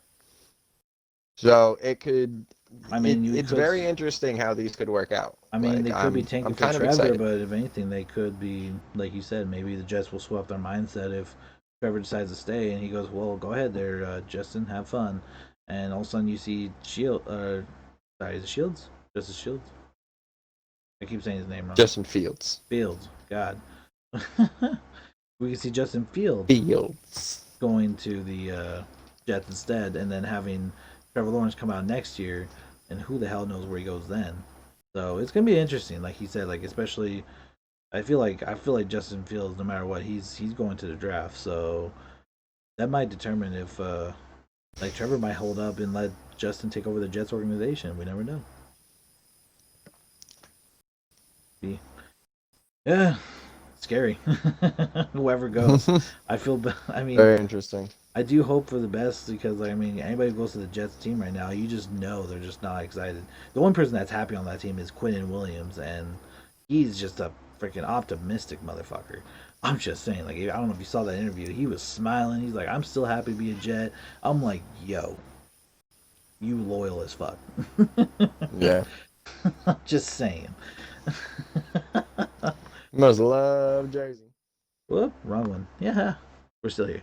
Anyway, so we're gonna go back to here. So we talked about that Giants Washington football game, and we are now looking at the Texans Jaguars, which we already looked at that too. Just kidding. And basically for the Texans Jaguars game, just kind of finish that up. I would say that the main thing, like I said, was the oops. Actually, I didn't say anything about that. Jake Glenn had a great game. Sean Watson also had a good game. Um, Came down to the wire with the field goals and everything, and pretty much it looks like they both were on point for field goals. So I don't know what lost the game for them. It could have been a fumble. I would just say honestly though that Ludden had a great game, but unfortunately, you know, you gotta get that extra touchdown in. You gotta have like one more score in just to beat these guys, and unfortunately they didn't do it. Um, Texans had the extra rushing touchdown too, or sorry, extra passing touchdown. So not sure to say who won or not, but or how was won, but I just know that Jacksonville had a good game with their quarterback, and I hope that Jake Glenn has a good game next week or this week coming up because I like seeing rookies who step in and just blow the you know come out of nowhere and just destroy. I think that's awesome. Like Mahomes last year, just no one knew who the hell he or the year before. I'm sorry, Mahomes then came out like no one knows who the hell he is. Like oh he's that backup to Alex Smith. Oh okay, they drafted him. Oh okay, no problem. And then he just comes out and just destroys the league. Like it's like whoa, I love that shit. The next game we have is an AFC West showdown with the Raiders and the Chargers, where Herbert stepped up 28-42, 326 yards with two touchdowns, did what he could, and Derek Carr, I'm sorry, he didn't do shit. Let's just put it that is 13 of 23, 165 yards, but he did have two touchdowns. Again, it's one of those games that I'm just like, how in the hell? So, yeah. Like Yeah. the rushing totals, 26 carries, 160 yards for two touchdowns, basically match what he did for throwing. So it was like a 50-50 game on offense for them on that. Whereas for That the that was the classic. They pay me by the job, not by the hour. So yeah. Oh, yep. All right. I guess I got a score here. Boom. Cool. See ya. Oh, yep. We got a score again here. Take that. Oh, cool. We scored. See ya. Like he made plays when he needed to, and nothing else. sounds about right. And I mean, just looking at everything else right now, yeah, it's like everything else was on par for the same stats, same everything. Main thing was that pretty much that the yeah, I mean they both had a fumble each, and it was just production, honestly. Like, you had the Las Vegas team getting all the rushing touchdowns and the getting rushing touchdowns and passing touchdowns, and the Chargers only had three total touchdowns with I think it was like one field goal or something like that, two field goals, sorry. And Yeah. so I mean, yeah, yeah, I mean, sorry, I just yeah, good game all around. Just there's not much you can really say about that. I mean, the Raiders just literally, like you said, just had that extra edge on the rushing, and unfortunately, the quarterback didn't step up, but the rushing and the defense stepped up. Got the job done. Nothing more, nothing less. Love me some Not a bad football. game. Average game. Boogie Turner, I like it, Boogie. Blake London is the Minshew of 2020. So basically, how Minshew was last year, that's how Jake London is this year. Which then means that's where the question comes in: do they get rid of Minshew now and just rely on Luton, whatever his name is, or do they keep Minshew and then just make it like a quarterback battle? Either way, I still think that Jacksonville needs to have a whole front office management freaking turnover because, like I said, that team is like it's time for them to either sell ownership or find someone else to run it because whoever's running it right now, I forget his name, is just no, just no. Like they have had good players there, and they still couldn't do anything productive. That just goes to show what kind of team that you have right there. I'm just saying. So, yeah, it just makes me sad. Looking at this next one too. Speaking of sad, 24-19 Dallas Cowboys Steelers win, where the Cowboys after the third quarter were ahead 19-9, and we're all watching like, Steelers, are you really gonna lose to the Cowboys? Is this gonna happen? 15 points later, nope.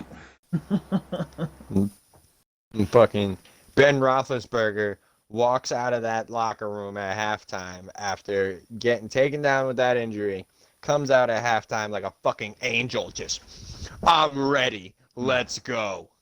And it was beautiful. I think he came out with like one wing. I would say there, Chief, because third quarter he was still it Little was donuts, but no score or anything. But then the fourth quarter hit and the extra wing went bing, and he went, I get it now. He just destroyed their defense. 15 points and the win for the Steelers. And he went 29-42, 306 yards, 3 touchdowns. Whereas Garrett Gilbert, don't know if y'all know that name. He was from the whatchamacallit, the that so it wasn't the XFL, it was the one that was happening this last spring. AFL? The Lions Football League. There it is. Yep. The Lions Football League. Oh, the Alliance, yep. And Garrett Gilbert was on the winning team, the 5-0, 8-0, 7-0, whatever team that was. He was the starting quarterback for them. So Dallas said, you're pretty good. Practice squad. So Jerry Judy took out that checkbook. Or not Jerry Judy. Wow. Jerry. That's the name. Fucking Jerry Jones. Thank you. It's all good. Jerry Jones took out that checkbook and just, well, let me. Here you go there, Mr. Sign that for him quick. Real quick. And he had a touchdown interception for 243 yards, 21-38. You know, I wouldn't say it was the best numbers, but a hell of a lot better than Andy Dalton or freaking DiNucci did this year. You can bet your ass on that. So, there you go. And then you look at the rushing numbers, and again, I'm going to say it once, I'll say it twice, I'll say it 100 times. Tony Pollard stepped up, 9 for 57 yards, 6.3 yards. No touchdowns on the day for any of the running backs. Ezekiel fucking Elliott, 18 carries. Give the Ewok a break. No, his planet was attacked 18, by the Empire. I don't care about your fantasy backstory. He looks like an Ewok. I can't. Anytime Ezekiel Elliott's mentioned, I don't hear Ezekiel Elliott. I hear Ewok. I get it. He's an Ewok. The cute little things that you play on freaking Battlefront 2 for Ewok hunt and go kill a bunch of stormtroopers. It's fantastic. I love that shit. But as a football player, he has been playing like absolute trash this year. Matter of fact, let's go look at the numbers. This is football talk, and we're bringing you the numbers. I think I would actually rather have an Ewok at running back if I was the Dallas Cowboys than Ezekiel Elliott right now. At least he's small and could like dip in between the legs, get something done. First off, we have his picture here, and it's back when he had the Mickey Mouse freaking hairstyle going. He had the 2 puffballs on his head that looked like freaking Mickey Mouse ears. I'm just saying. So we're looking at that. Secondly, we're looking at 150 rush attempts. That's 4th in the league. 572 yards. That's 7th. So he's not too bad right there. He's tied for 7th with 5 touchdowns, and he's 39th. Let me repeat that. One more time. 39th in the league for average yards a carry. 3.8 yards a carry. That is not getting production done. Uh, That's boo boo. like, yeah, you can have Boo 150 boo boo attempts. That's fourth in the garbage. league. That's a lot of attempts. And you're only seventh in the league for 572 yards, 5 touchdowns, and 39th for average in the game. Or average per rush. I'm sorry. Trash. It's not good. You need to step up your game, especially with your quarterback being out and you have this guy, Gary Gilbert, in, who is actually not doing too bad, but I mean he's still making some plays. But the fact that you're not doing anything for your team whatsoever and you're the starting back, and Tony Pollard comes in and gets freaking 9 carries for 57 yards, 6.3 averaging, bro, bro. Something happened. Something happened. Yeah, his home got destroyed by the Empire. You already told me what happened. and it's exactly what happened. Looking, Sad, but it's true. looking at the other side, Juju Smith-Schuster went off 6 catches, 93 yards on a touchdown. Deontay Johnson 6 catches, 77 yards. Chase Claypool 8 catches, 69 yards. And Eric Ebron, James Washington each got a touchdown each. Ben Roethlisberger making some plays, throwing around where he could. Trayvon Diggs, rookie, shout out to him. Freaking 7 solo tackles, 7 total, leading the team in tackles with Jalen Smith. Well done, sir. And but yeah, unfortunately for this one, the loss came in the fourth quarter where the Steelers just stepped up and Cowboys just choked. Pretty much all you can say about that. At 0 points in the fourth quarter for the Cowboys. Mm.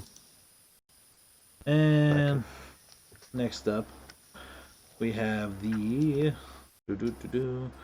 we have the Cardinals and Dolphins. Kudos to the Dolphins on this one. Mr. Tua Tagovailoa. If I say that right. Tagovailoa. With 20 for 28, 248 yards, 2 touchdowns, 0 interceptions, 122 rating. But Kyler Murray, I gotta give a shout out. 21 for 26, missed 5 completions. So he had 21 for 26, 283 yards, 3 touchdowns off 1 sack, total rating of 150. Hell of a game for him. And he had 11 rushing, 11 carries, 106 yards rushing with a touchdown. So 4 total touchdowns, 100 yards rushing, almost 300 yards passing. I mean, he was another nominee for Player of the Week for sure. Definitely, like I said, we'll get to those later. But definitely, he had a hell of a game against the Dolphins. But Tua said, "I don't think so, bud. We're still winning this shit."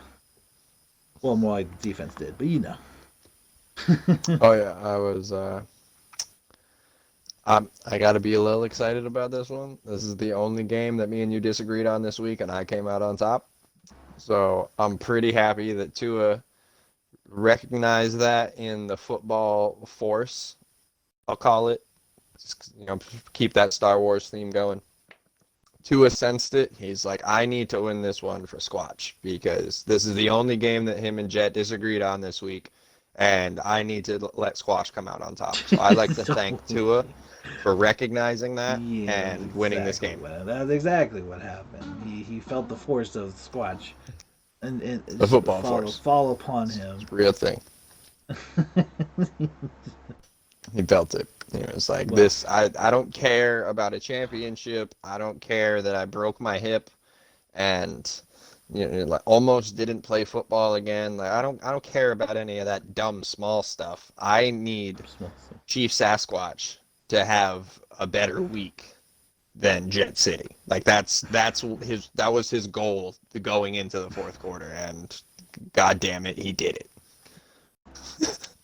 Now, well, excuse me. Moving forward with that, Kyler Murray did have a lost fumble for this game, which is why he's a nominee and not the winner. But he was nominated because it was great offense. He did lose a fumble though to the other team, and yeah, the Miami defense stepped up and held him in check. Zane Gonzalez did miss a field goal too. I'm not sure if that was at the end of the game or not, but definitely that missed field goal would have been a huge deal for the Cardinals because they could have used that to tie the game up, send overtime, and I gotta say, I have to give it to or not have to give it to, more take it away from. I personally in this game, Cardinals special teams lost them the game. I mean, like you just said, they had that kick that they missed. could have tied it up, sent it in overtime. Hmm. But they also let Jakeem Grant score a beautiful kick return touchdown. Or punt return touchdown, my bad. Was that this week? Yep. Wait. I think that was last Oh, it week. wasn't this week. God damn it, it was last week. It's okay. I'm mixing up my shit. He did have a I punt thought that return for was 10 this yards. week. He did have a punt return for 10 yards against them, but I'm sorry. Nope. I'm sorry. I was gonna say no. I know there was like a defensive touchdown. It was Shaq Lawson on defense. yeah, It the wasn't fumble recovery. special teams. That's the fumble recovery. Yep, that was on My Kyler bad, Murray. everyone. That was on Kyler Murray. Numbers. Zach Galifianakis. It's okay. It's okay. But no, okay, I saw that too. Yeah, I was like, that's why I said Kyler Murray, did fumble. That's why, didn't give him that. But yeah, I did see Shaq Lawson did pick up the fumble recovery, and it was a touchdown. There you go then. And that probably also helped seal their deal too. And you talk about stealing deals or stealing their fates. Let the Saints go marching in. The Buccaneers ship was sent to the bottom of the sea, if you will, this last game. And Tom Brady went down with his ship, like a true captain would. Nah, he went down real ungloriously. Like, he went to go hide in his cabin, and they locked him in there. And they sank that motherfucker with him with no escape. Like, they made sure the boat stayed. They didn't leave. They stayed to make sure that fucker sank too. Like, the Saints defense locked him in his office. Said, "You're not going anywhere." Tom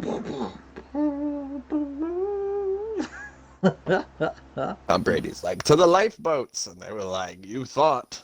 Everyone else shall go, but you shall stay, Captain. No. Just all right. I can't completely.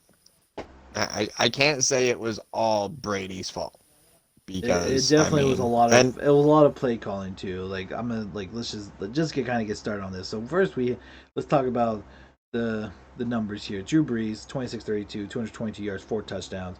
Phenomenal game with lack of freaking. I mean that defense that just shows how well they were doing. Is that Drew Brees only had to throw barely over 200 yards to get 4 touchdowns.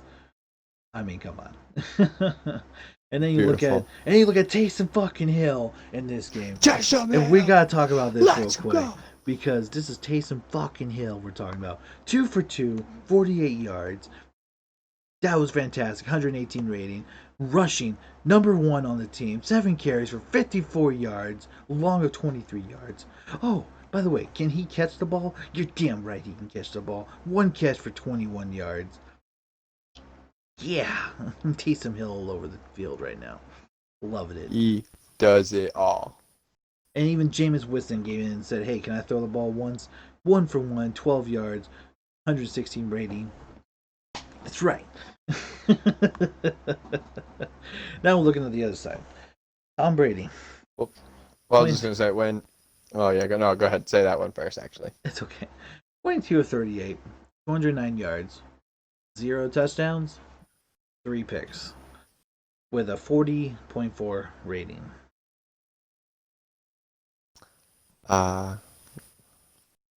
So it's nice as someone. I say it every week. It's nice as someone in New England seeing the downfall of that dynasty, and whether it's in the Patriots organization itself or outside, seeing Tom Brady just crumble. And I know pretty much other than the 2 games that they played the Saints, they're, if you don't count those 2 games, they are a 6-1 team.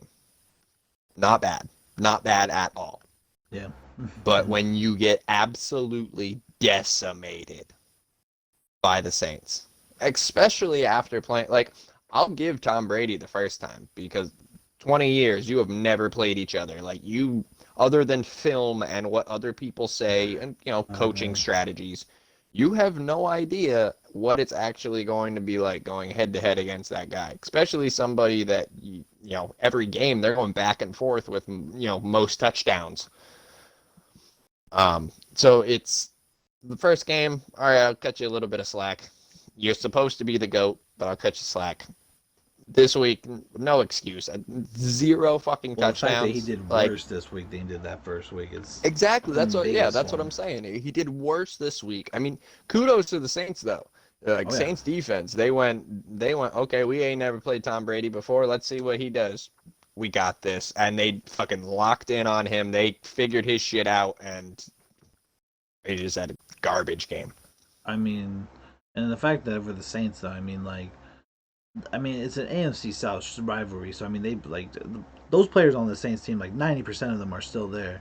Have played the Buccaneers multiple times these last few years, and so I don't know if it's because they know Bruce Arians' playbook or they, even with Tom Brady, like Tom Brady's still figuring out that team himself, and like not Yes. the Saints, but his own team, the Bucks, and the fact that the Saints, like, first off, already knew how to decimate that O line to get to Tom Brady. One, two, the fact that Tom Brady was like to the point where he was throwing throws that we haven't seen him ever throw, that were throws that were like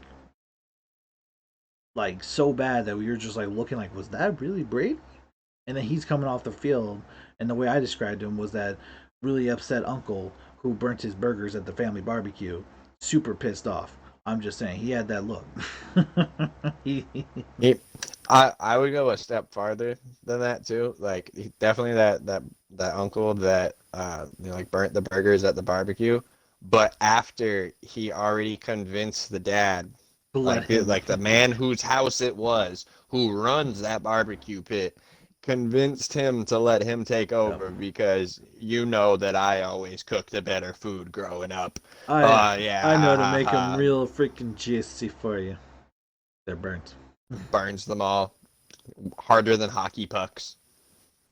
He came out the The field. NHL contacts him because he has found a cheaper solution to better hockey pucks. It's a whole ordeal. Ultimately, the family gets rich, but it was a terrible barbecue. And this was a terrible game for the Bucks. And And that's overall, turning a frown upside down. and the worst part is too, like with Brady, he threw 22 of 38. Like I said, like so he had 38 total attempts. Number of times they rushed the ball in this game was 5 times. They had 5 carries for 8 yards rushing. That's gotta be When like a fucking. That's gotta be like a, a fucking stat in itself for that New Orleans I, defense. I don't know if um, I don't know if Taysom Hill is technically the third string quarterback or not for the Saints. I don't. I'm not sure exactly what position he's listed at. He could be listed at fucking He's anything at he this just has a point. U next to his name for utility. That's enough. Okay. Yeah, I'd be like, all right, cool. But I'm not even going to consider it. I'll go on stats. When the third string quarterback, in this instance, Jameis Winston, only threw once. When your backup or your third string quarterback throws for more yards than you rushed in a game, guys. Especially the fact that you only had 3 carries. The most you had 3 different guys. Ronald Jones 3 carries for 9 yards. Leonard Fournette 1 carry that just was back to line of scrimmage, and then Blaine Gabbert came out of nowhere for Had some one reason. good run. One good run. Yeah. Okay, yeah, you see 3 carries for 9 yards. Like, oh, Oh, okay, yeah, and a 3 yards. seven-yard gain. No, 7-yard gain. Yeah. one 7 yard gain and two 1 yard gains. They had one. I wouldn't even call it good. They had one decent run. Yeah. And then you end the game with 5 for 8, 1.6 yards, and just nothing. Yeah, that's. I'm like I said, that just shows the stout of the New Orleans defensive line and linebacking front, because that is. I mean that's first off, like shame on Tampa Bay for not running the ball more. I mean, I don't care what D line they have, you gotta get that. You gotta get that running going. You gotta get your O line pumped and say you guys are gonna destroy this D line, and not be like, well, we're scared of that D line, so we're not gonna do. You guys just try to protect yourselves He out hit me there. real hard last time. I don't want to play with him anymore. Like I don't understand what happened to him like in this one, but definitely like just wow. Like I mean, and then and it's funny because the Saints actually fumbled twice to the Buccaneers, gave them the ball twice for on fumbles, and the Buccaneers still didn't do anything with that.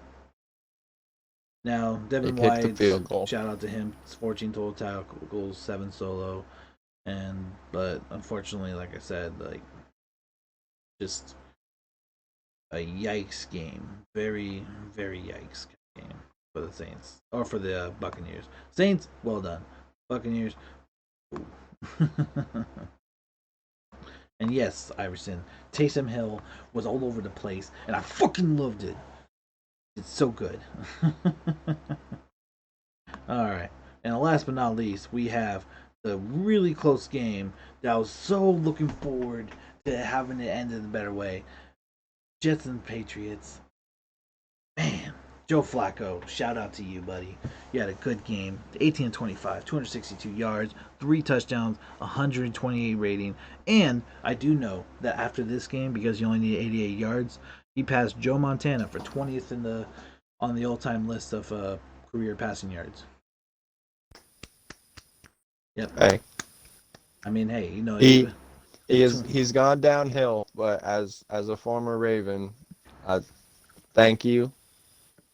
You brought us to a Super Bowl. Like I respect. We all know. the I'm trying to defense, be nice. the defense We all did it know. though. We all know, Jet. We all know. But thank you But for hey, helping us win the Super Bowl. thank you. You were a part. Yep. You get a bigger piece of the participation trophy. And looking at the other side, Cam Newton, he actually had a pretty good game throwing. 27-35, 274 yards. No touchdowns, no interceptions, though, because he was too busy running 10 for 16 yards He for ran it two down the touchdowns. ground. Yeah. Rex He and Burkhead, I. Whereas as far as the receiving, players go, like I feel bad for them. But as far as the New England scheme, this game worked out pretty well for him.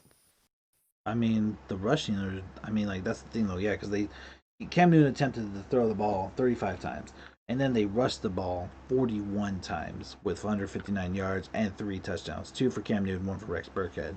Whereas the other side, you have 25 attempts and 18 carries for 65 yards and no touchdowns. That's also a pretty big deal because now, before I keep going, I want to go by the team stats because that's just showing me that the Patriots pretty much dominated on offense. Like they had the ball so much more. Third down efficiency 8 for 14, whereas Jets had 6 for 10. Total plays 76-44. Time of possession 36 minutes, 37 minutes total, pretty much to 23 minutes for the Jets. I mean, the fact that the Patriots had the ball that much and the Jets barely lost this one, they actually had the lead until like the last second. That's I mean, good job for the Jets for that, but you got to have that. You got to get that ball on your like. You got to do more with that. You got to do something. You got to make that clock tick more on your side. Mm-hmm. It was I did say last week like this was potentially the game that the Jets won, Mm-hmm. but I didn't think it was gonna be this close and this scary. I didn't think the Jets were gonna take that lead and keep it literally until the fourth quarter, but I mean, they did. They really did. And then they um, did. I will say what lost them this game, like the main thing that really irritated me that should have been done. Well, first off, they gave up the score too easily when they had like a little bit more, a little bit like a minute 57 left. They gave up a score, and so they got the ball back with a minute 57 left. And I'm like, okay, it's Flacco time. Let's go. Drive downfield. They went 3 and out on that drive in a minute. So they had 50 seconds left, punted it away, and Cam Newton drove downfield to give them the game-winning field goal. I I think that in itself was the main clincher because as if anything, you want to run that ball, get that clock going to make sure they don't have timeouts, to make sure that they, at least make it so that if you're not going to drive downfield, they don't have time to drive downfield. But instead, they were too busy. Like this week, go at least to overtime. But instead, they were too busy trying to make big plays or whatever they were trying to do, but they missed every time and they went 3 and out and gave the ball back to the Patriots enough time to score. That was a horrible management, horrible time management at the last 2 minutes. And yeah, so that definitely lost them that game. And I literally was so upset watching that because right when I saw that too, that they were punting it and there was 50 seconds left, they had spent a minute on 4 plays that didn't work out at all for any of them. Just terrible. Like like that really killed me. Like I mean, if the Patriots wouldn't have scored, that would have been cool to see of overtime. But I was already like, man, you guys should not have done that. That was stupid. Yeah. But anyway, besides that, that is the week's. Or let me just go back real quick, see if there's anything else I'm missing for the Patriots and Jets. Just to give fair game. So Flacco, like I said, kudos to you though. You had a great game. Had the 3 touchdowns, 1 interception. Um, James White had a fumble that was recovered by this team. J.C. Jackson had an interception, and otherwise, I mean, the yeah the Patriots just stuck it in, like stuck it in, stuck in there. They were down 27-17 after the third quarter, and like I said, did what they could, got a touchdown and 2 field goals in the fourth quarter to win, and that was pretty much it. And yeah, I mean Jets. That's The tanking's one thing, Jets. I mean you should have at least won this game. I'm just saying. yeah. Could've. They tried, but hey, you know, it's not their year. 0-16. It's happening. Yeah, Mark your calendars. pretty much. He says stuck it in. I'm just saying, pretty much. So Jets win Puppy Bowl. Yeah, more like they win the draft. Okay, I don't even know if they can win that one. they're gonna win the draft. Okay, they're gonna go to the draft. They're gonna freaking number 1 pick overall. They're either gonna get Justin Fields or they're gonna get Trevor Lawrence. Either one. Honestly, if they pick Justin Fields, I feel like Justin Fields is gonna be like a Geno Smith. It's not gonna go well. And I really would hate to see Justin Smith or Justin Fields, not Geno Smith, Justin Fields have to tank like that on that team. Yeah. So we'll see what happens with that. I mean, Trevor Lawrence, even the same thing. I would hate to see him go to that team and then have to deal with the toxicity of the coaching, the players. I mean, they don't have anything there in the Jets, unfortunately. Like, I mean, it's terrible. Like, I mean, like, yeah, you had like Nick Mangold when he was there, one of the better centers in the league when he was there, and but like other than that, really like all your players are leaving. Like, you trade away Avery Williamson, you traded away a couple other players. I forget who else, but they're trading away all these different players and for like cheapo draft picks, like not even anything big. And it's like, I mean, what are you guys doing? Are you guys even trying to rebuild? Are you guys doing anything right now? Like, I don't know. No. We don't know what we're doing. We're here. We're just doing our thing. Oh man. Well, that's for that. That's for last week. Right now, for last week, we're gonna go over. Oh, cool! I had that pushed up. We're gonna go over the rewards for last week. So, offensive player of the week. Pretty much, we talked about him earlier, and how he just stared the defense in the eye and said, "Look at this in my hands," with his hands in his pants, and said, "Yeah, that's that," and just literally just destroyed that defense. Someone said if Lawrence gets drafted, he's gonna be like Eli and say I will not play when he gets traded. I could see that honestly. Like I'm sure he's probably studying up on the Eli story and calling Eli right now, like, hey, bud, how'd you do this? Let's see if we can make this work. Okay, what can I do here? I get it. You went to the Giants. I'm going to the Jets. We need to figure this shit out. Like I'll go anywhere. I'll go Jacksonville. I'll go Jacksonville for fuck's sakes. At least they have one win. Like just send me anywhere else. Anyway, so offensive player of the week, though, like I said, just destroyed the defense, and I love watching it. Josh Allen, freaking ridiculous man that he was. And also, of course, I had to give it to Dalvin Cook because Dalvin Cook, 22 carries, 209 yards, almost 10 rushes, 10 yards a carry. Oof. Killing it. Like with 2 touchdowns, yeah.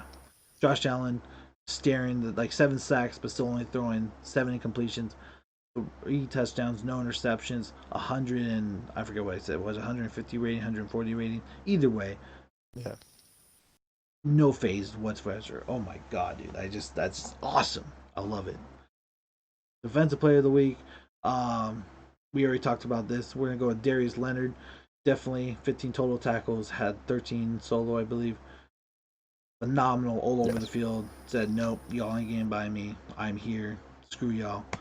I gave a shout out to my man Hoya Said Aluwakun. I can't say his name. Aluwakun. Anyway, Good he attempt. plays for the Falcons. He had 10 total tackles, 7 solo, one sack for a tackle for loss, pass deflection, and 4 quarterback hits. So even though he only got the 1 sack, he still had 4 total hits.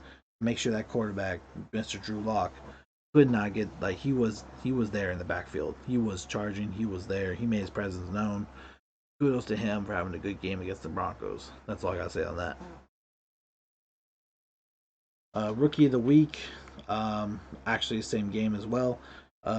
Even though he was targeted pretty much just like he missed like half his targets, quote unquote, he still had a good game. 7 catches, 125 yards, and a touchdown. Mr. Jerry Judy. And that just could be, like I said, a weird misunderstanding between quarterback and receiver. But I feel like the more Drew Lock and Jerry Judy play with each other and actually like, you know, shoot, freaking take Jerry out to dinner there, freaking Drew, talk to him, get to know the guy, understand what the hell he wants for routes. Do that shit. I mean, I'm pretty sure that's what Stephon Diggs and freaking Josh Allen are doing. Look at them, freaking destroying right now in the league. Biggest bust of the week. I couldn't think of one because I went through the games, but there's one game I didn't want to go through until we started because we already knew what happened. And then Mr. Chief here helped me figure that out because I was like, "What's the bust of the week?" Oh yeah. I said, "What's the bust of the week?" And Chief was like, "Oh, without a doubt, Oh, it was Brady. it was Tom All Brady. day, every Tom day, Brady. all week. Tom Yeah, Brady. yeah, With the assistance of the Buccaneers, but emphasis on Tom Brady. yeah." I would say it would be Tom Brady, and if I had to say the Buccaneers, I would say the Buccaneers coaching staff because again, 5 carries for 8 yards. The coaching staff more than Like the team itself, you're but only gonna rush the ball 5 times the whole game, and you're gonna rely on okay. And Brady throws 0 touchdowns and 3 picks, especially the way he was throwing those picks. Lord, like that's why I put only Tom Brady down. But yes, it would be the Bucks coaching staff also would be a bust of the week because of the fact that they, whew, yeah, it was pretty bad. Uh, very bad. Special teams player of the week, we just had it as Nick Folk, 3 for 3 on field goals and on extra points, and he was the game winner for the Patriots that we were just talking about. Um, had a great game. He just pretty much made sure that the team stayed in there when he needed to, and when the pressure was on for the game winner in the last few seconds, he said, "I got it down the middle, field goal."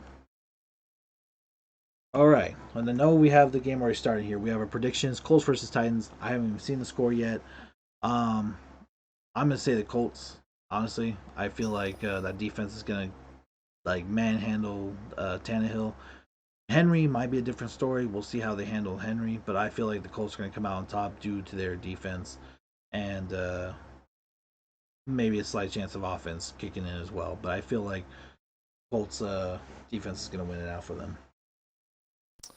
I can respect that.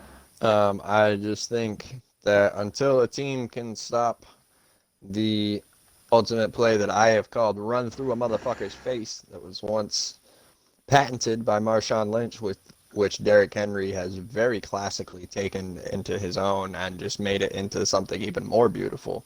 Until a team can stop run through a motherfucker's face, I can't bet against the Titans.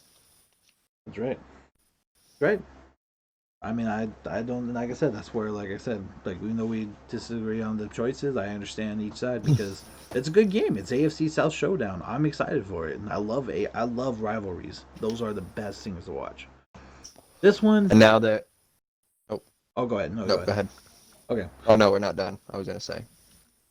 No worries. I was saying, so next up we have the Texans and Browns, where I mean, not to sound like a total dipshit, because both teams are still struggling there, but they're still figuring their stuff out. But for this game, it's kind of like one of those who versus cares kind of things. It's like the Browns. I'm gonna say the Tex. I'm gonna, that's a tough one. I'm gonna go with the Browns. Actually, I'm gonna choose the Browns because the defense, like offense, ain't shit. I'm sorry, Baker's not a good court. Baker has moments, but it's like, dude, you need to be a quarterback, and he has not been a quarterback this year. They've won games because of their stout defense. Miles Garrett, that whole defensive line front, the defensive backs have been phenomenal. That defensive front has been great for the Cleveland Browns. They've been forcing turnovers all day. Baker ain't done shit. Like, he barely makes like 200 yards sometimes if he needs to in the game. Matter of fact, I'm gonna look up his stats. Go ahead, Chief. Who do you choose? Huh? Uh, but yeah, I'm also going with the Browns on this one.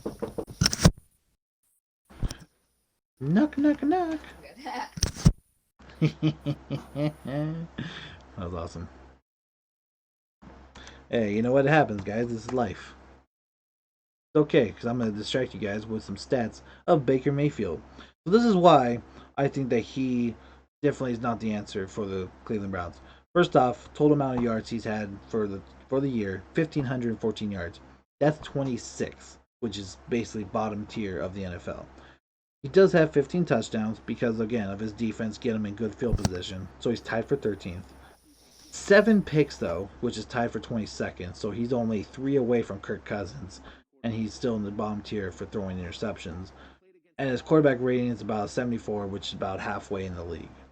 So, again, his numbers are not phenomenal. They're not that great, especially for a team that he has where they are actually not a bad team at all. They have decent, like I said, the receivers. I mean, you had Jarvis Landry, you had Odell Beckham, but he's out for the year now with an injury, and then you had Nick Chubb, Kareem Hunt carrying you, and now Nick Chubb's obviously gone, but you have Kareem Hunt still there, and you still have decent receivers and T Higgins and everything, and then you even have Austin Hooper as the tight end.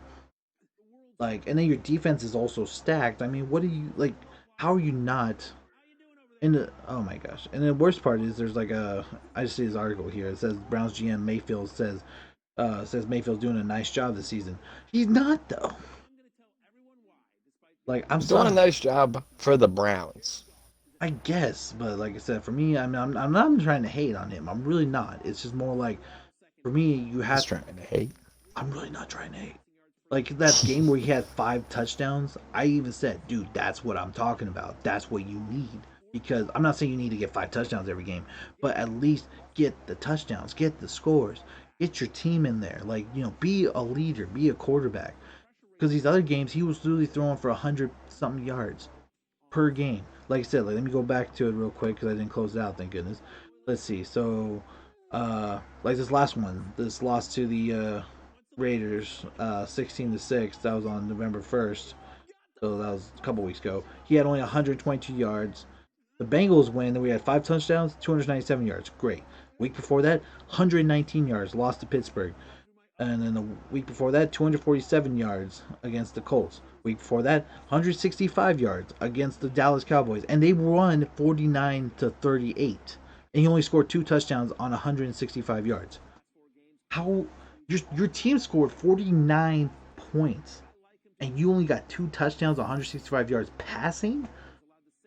Like, dude, that how are you not being carried by this team as a quarterback with those kind of numbers? Like, that's like, I'm sorry, like that's where, like, again, it just baffles me. Like, oh my goodness. I mean, I don't, like I said, I don't mean to hate. I do want to see him do well, but this way he's playing this year, even with the GM saying, "Oh, he's doing a nice job," he's not. He's not. He's being subpar, and then they're going to see that next year. or even later on this year when they start getting more into if they start winning games or not. Who knows? We'll see it later on. But at some point, you gotta realize your quarterback got to make more plays. You gotta realize it. Yes. Sorry, there, Chief. I got a little carried away there. All No, right, I agree with everything you were saying. and Washington versus Lions. What you got there? Trying out this new thing. Look at my face. Can you tell what team I'm going for? By your face. Look at the color of my face. Like the lights. Blue. Lions. Mm-hmm. See, I hooked up my Oh, light thing, so I that's can what it. like. Okay. Okay. I'm gonna try doing this Okay. when I pick a team. I'm gonna go with the lights, All right. set the mood. I'm going with the Lions on this one.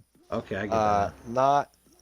Not necessarily because I really like them more, but because I don't see the Washington team doing all that great. I hope they do. I hope I'm wrong, honestly. This is one of those weird Yeah. I Yeah. want to be proven wrong games, but I don't know if I will. The Lions, whereas they're not the greatest team, they've been in most of their games. They haven't necessarily been decimated, with the exception of maybe one or two of their losses. But you know, And honestly, for me, I am gonna go ahead and just be oppo for you on this one, just because I am hopeful for Alex Smith. I'm gonna go with Washington. okay, Also because I feel like Stafford. I don't know what's going on with him. I feel like he's off his game right now because they had to bring in, like I said, Chase Daniel to play the game against the Vikings, and so I'm thinking that it's gonna be a weird situation at quarterback, and they still have the running back situation. They still haven't figured out with Peterson, DeAndre Swift, and everything. Wide receivers still, like, I don't know if Holiday's still playing with them. Uh, haven't been productive at all, and I mean, like I said, the defense has been giving up stuff. So I mean, who knows? Maybe. Uh, oh, I think I might have a commercial going. Stop it! Nobody cares. Go away. Anyway, sorry about that. Um, you be hopeful for Chase Young. Okay, well, Iverson's hopeful for Chase Young. I'm hopeful for Alex Smith. I'm hopeful for Alex Smith, and I hope that this is like a defense that could really like help him build his confidence to play against and really pick apart that team because he has Terry McLaurin and he has that. I think he still has Jordan Reed as a tight end. I'm not. I think so, but anyway, I feel like his team still has some decent targets that he can at least try to throw to, and he just needs a good opportunity to like build his confidence back up to throw to him. Iverson, calm down. We get it. Chase Young, yes, he is a beast. Yes, he's not gonna win deep. I'm sorry, he's not gonna win depoy though. That's for Patrick Queen. I'm just saying. Jaguars versus Packers next. Anyway, just just green. just for the aesthetic, real quick. Just look at the light. Okay, that's a dark shade of green. It's a dark shade of green. Go. I don't. That's the darkest shade of green. On. Wait, hold on. I'm gonna find. Oh, there we go. It's a little bit better green. Yeah, Can't see it as well. but anyway, the reason I mean Jaguars are on a 7-game losing streak. They have no idea what they're doing. The quarterback situation is all flip flop. Running back isn't doing much. The receivers are still nice, Chark and everything. The receivers are nice, but only if their quarterback can hit them. Um, yeah, and I mean the Packers. I mean, come on, you have Aaron Rodgers on fire, Aaron Jones, freaking Devontae Adams. Just saying. I mean, is there anything else you want to add to that, Chief? No, I like it. Yeah. Go Pack, go baby. And next one, I don't know if we want to keep that color now. We have Eagles versus Giants. Yeah, I'm just gonna leave that. Just for the. Yeah, we'll stop it right about there again. Stay on that green. I like them Eagles. You went past the blue just to mess with them. All right, just go right past it. If he goes ham the second, he might squeak the D-Roy. I don't know. We'll see, Iverson. I still think Patrick Queen gonna be a deadly D-Roy. But But you could be right. You could be right. Now, O'Roy's, that's going to be the one I'm looking forward to because I don't know who could be O'Roy. I'm looking at Justin Jefferson. I'm looking at, I don't really, not Jerry Judy. Definitely Justin Jefferson. Joe Burrow. God, Joe Burrow. Justin Herbert. It's probably going to be Joe Burrow. I mean, if anybody's going to win O'Roy, it's going to be Joe Burrow, honestly. Just, but I anyway, like it. back to the thing. Yeah, Eagles versus Giants. Yeah, I gotta go with the Eagles too. I mean, it's gonna be a great NFC's divisional game, but Daniel Jones, boy, you need to throw that ball more. Like, 200 yards every game, dude. Like he be dumping off the ball. Dude, have some confidence. Throw the fucking ball 40 plus yards. Just drive it, dude. Like, I know you don't have Saquon Barkley. I know you have like basically no running game much, but still, use the running game when you can with Gallman and them, and then try to throw the fucking ball. Don't be doing this Yep. dump off shit, dude. That's how you lose games. That's why they don't score that much. And yeah, with the Eagles, I mean, as well, quote unquote, as Wentz has been playing. I mean, yeah, it's. I mean, with Wentz, it's almost like I just. When you put in Jalen Hurts, I mean, do you feel like it's that time, or do you feel like he still has time to figure his shit out? I mean, I feel like they still. All right. It's not that they necessarily have the best shot in the world, but they have a shot in their division. So I think I think you ride it out with what you have now, and you kind of keep that for just that potential spot of you're that team that goes. But I'll give them. You know what? Let's just say the Eagles are the best in their division. You get a team that 6-9-1 in the playoffs. You're in the playoffs. Anything can fucking happen.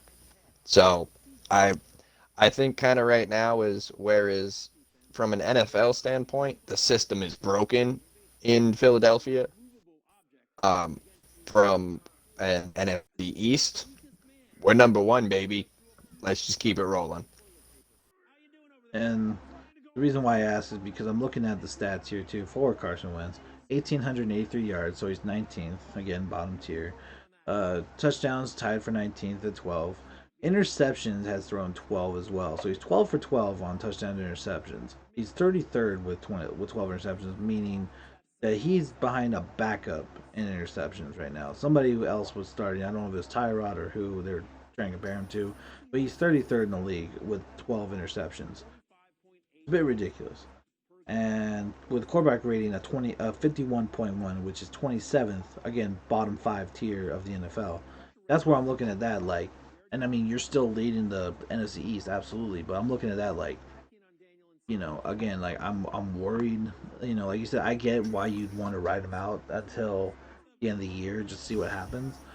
But I also would be like looking at Jalen at some point and being like, if we have a game where we're getting dominated or we're dominating, Is like this is yeah this isn't a division game. Okay, for a division game, I can see them playing their surefire. Like they want him in, but I I will take it back for this game. I feel like why not? You're going against a 2-7 team.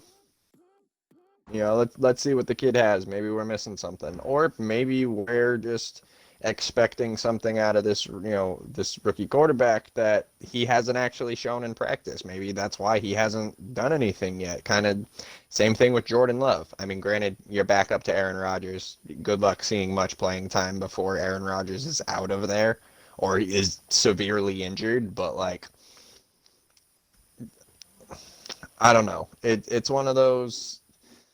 It depends on the type of person you are, because if we're talking I own an NFL team, and like based on the stats that I just presented, I leave my guy in there. We'll see how he does. Let's kind of let's just keep it rolling as things have been. There's no sense in showing off a player that somebody could either potentially try to you know get from us in the long run, or basically show off skills that we don't need to show off. Let's just ride this out right now.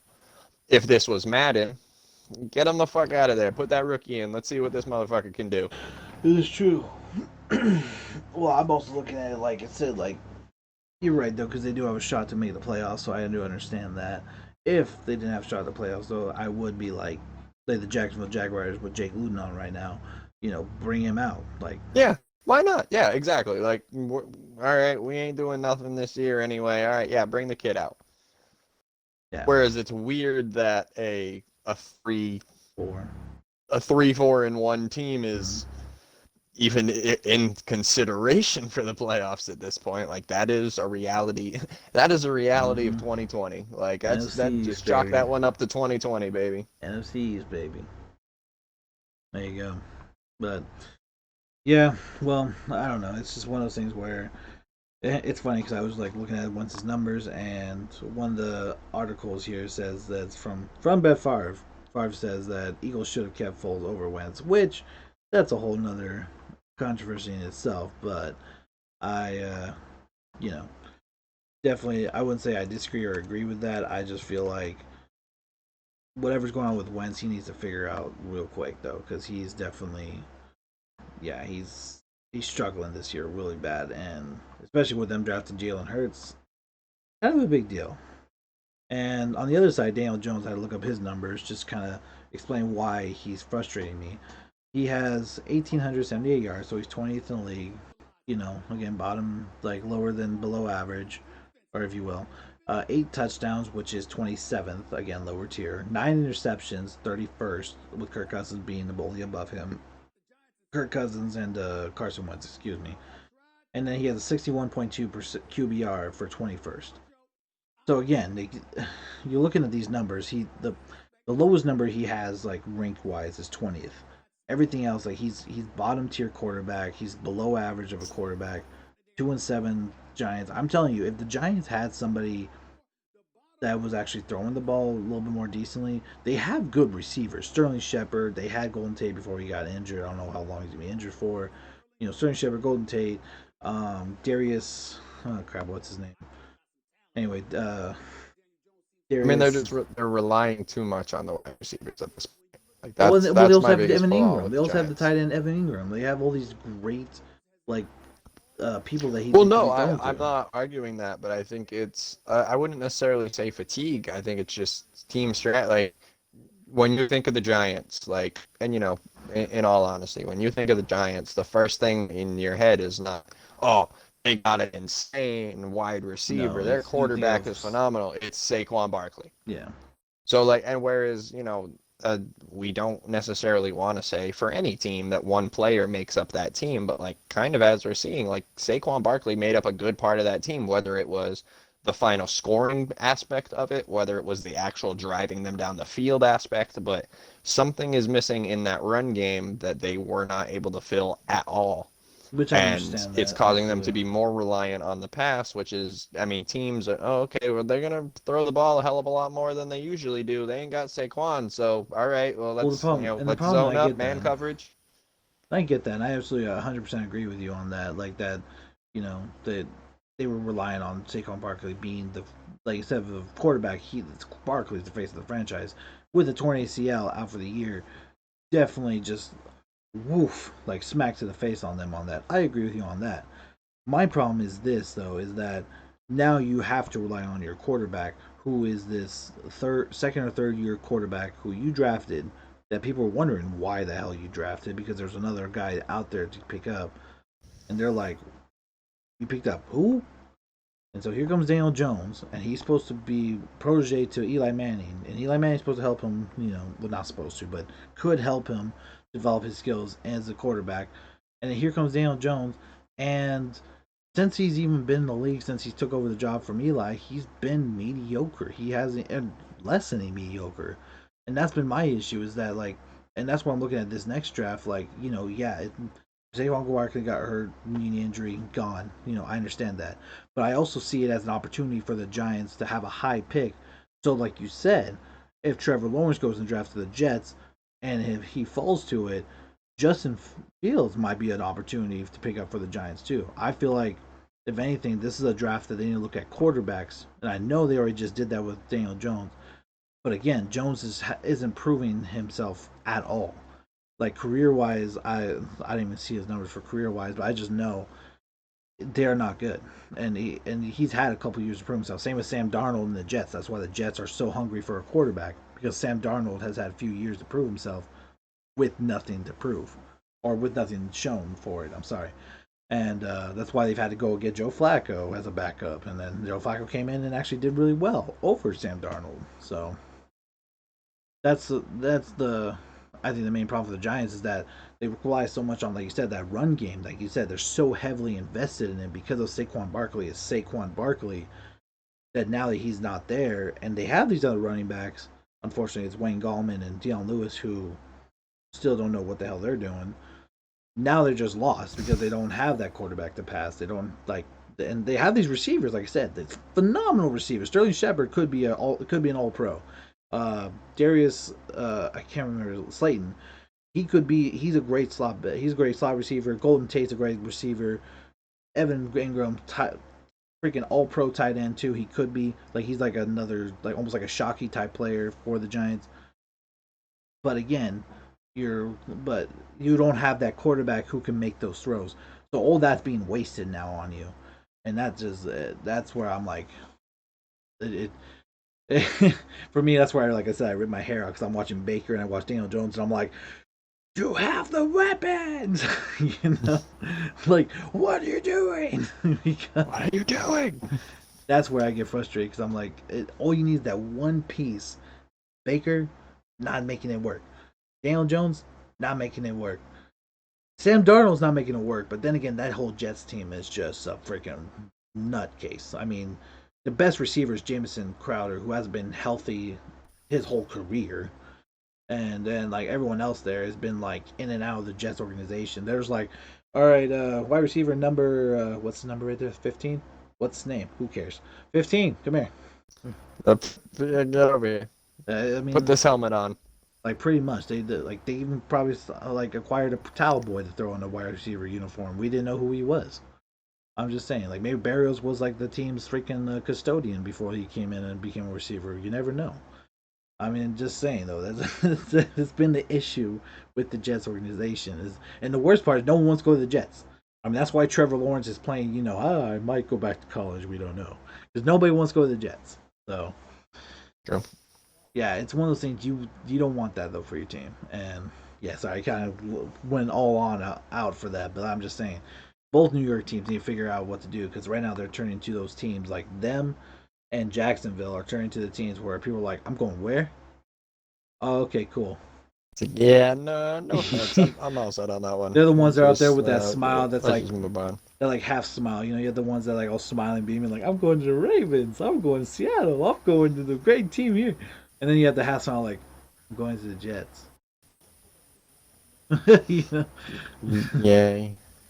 Yay. Just Help me. Help now. We'll see how it goes though. So next up Yes. on this fun thing is Buccaneers and Panthers.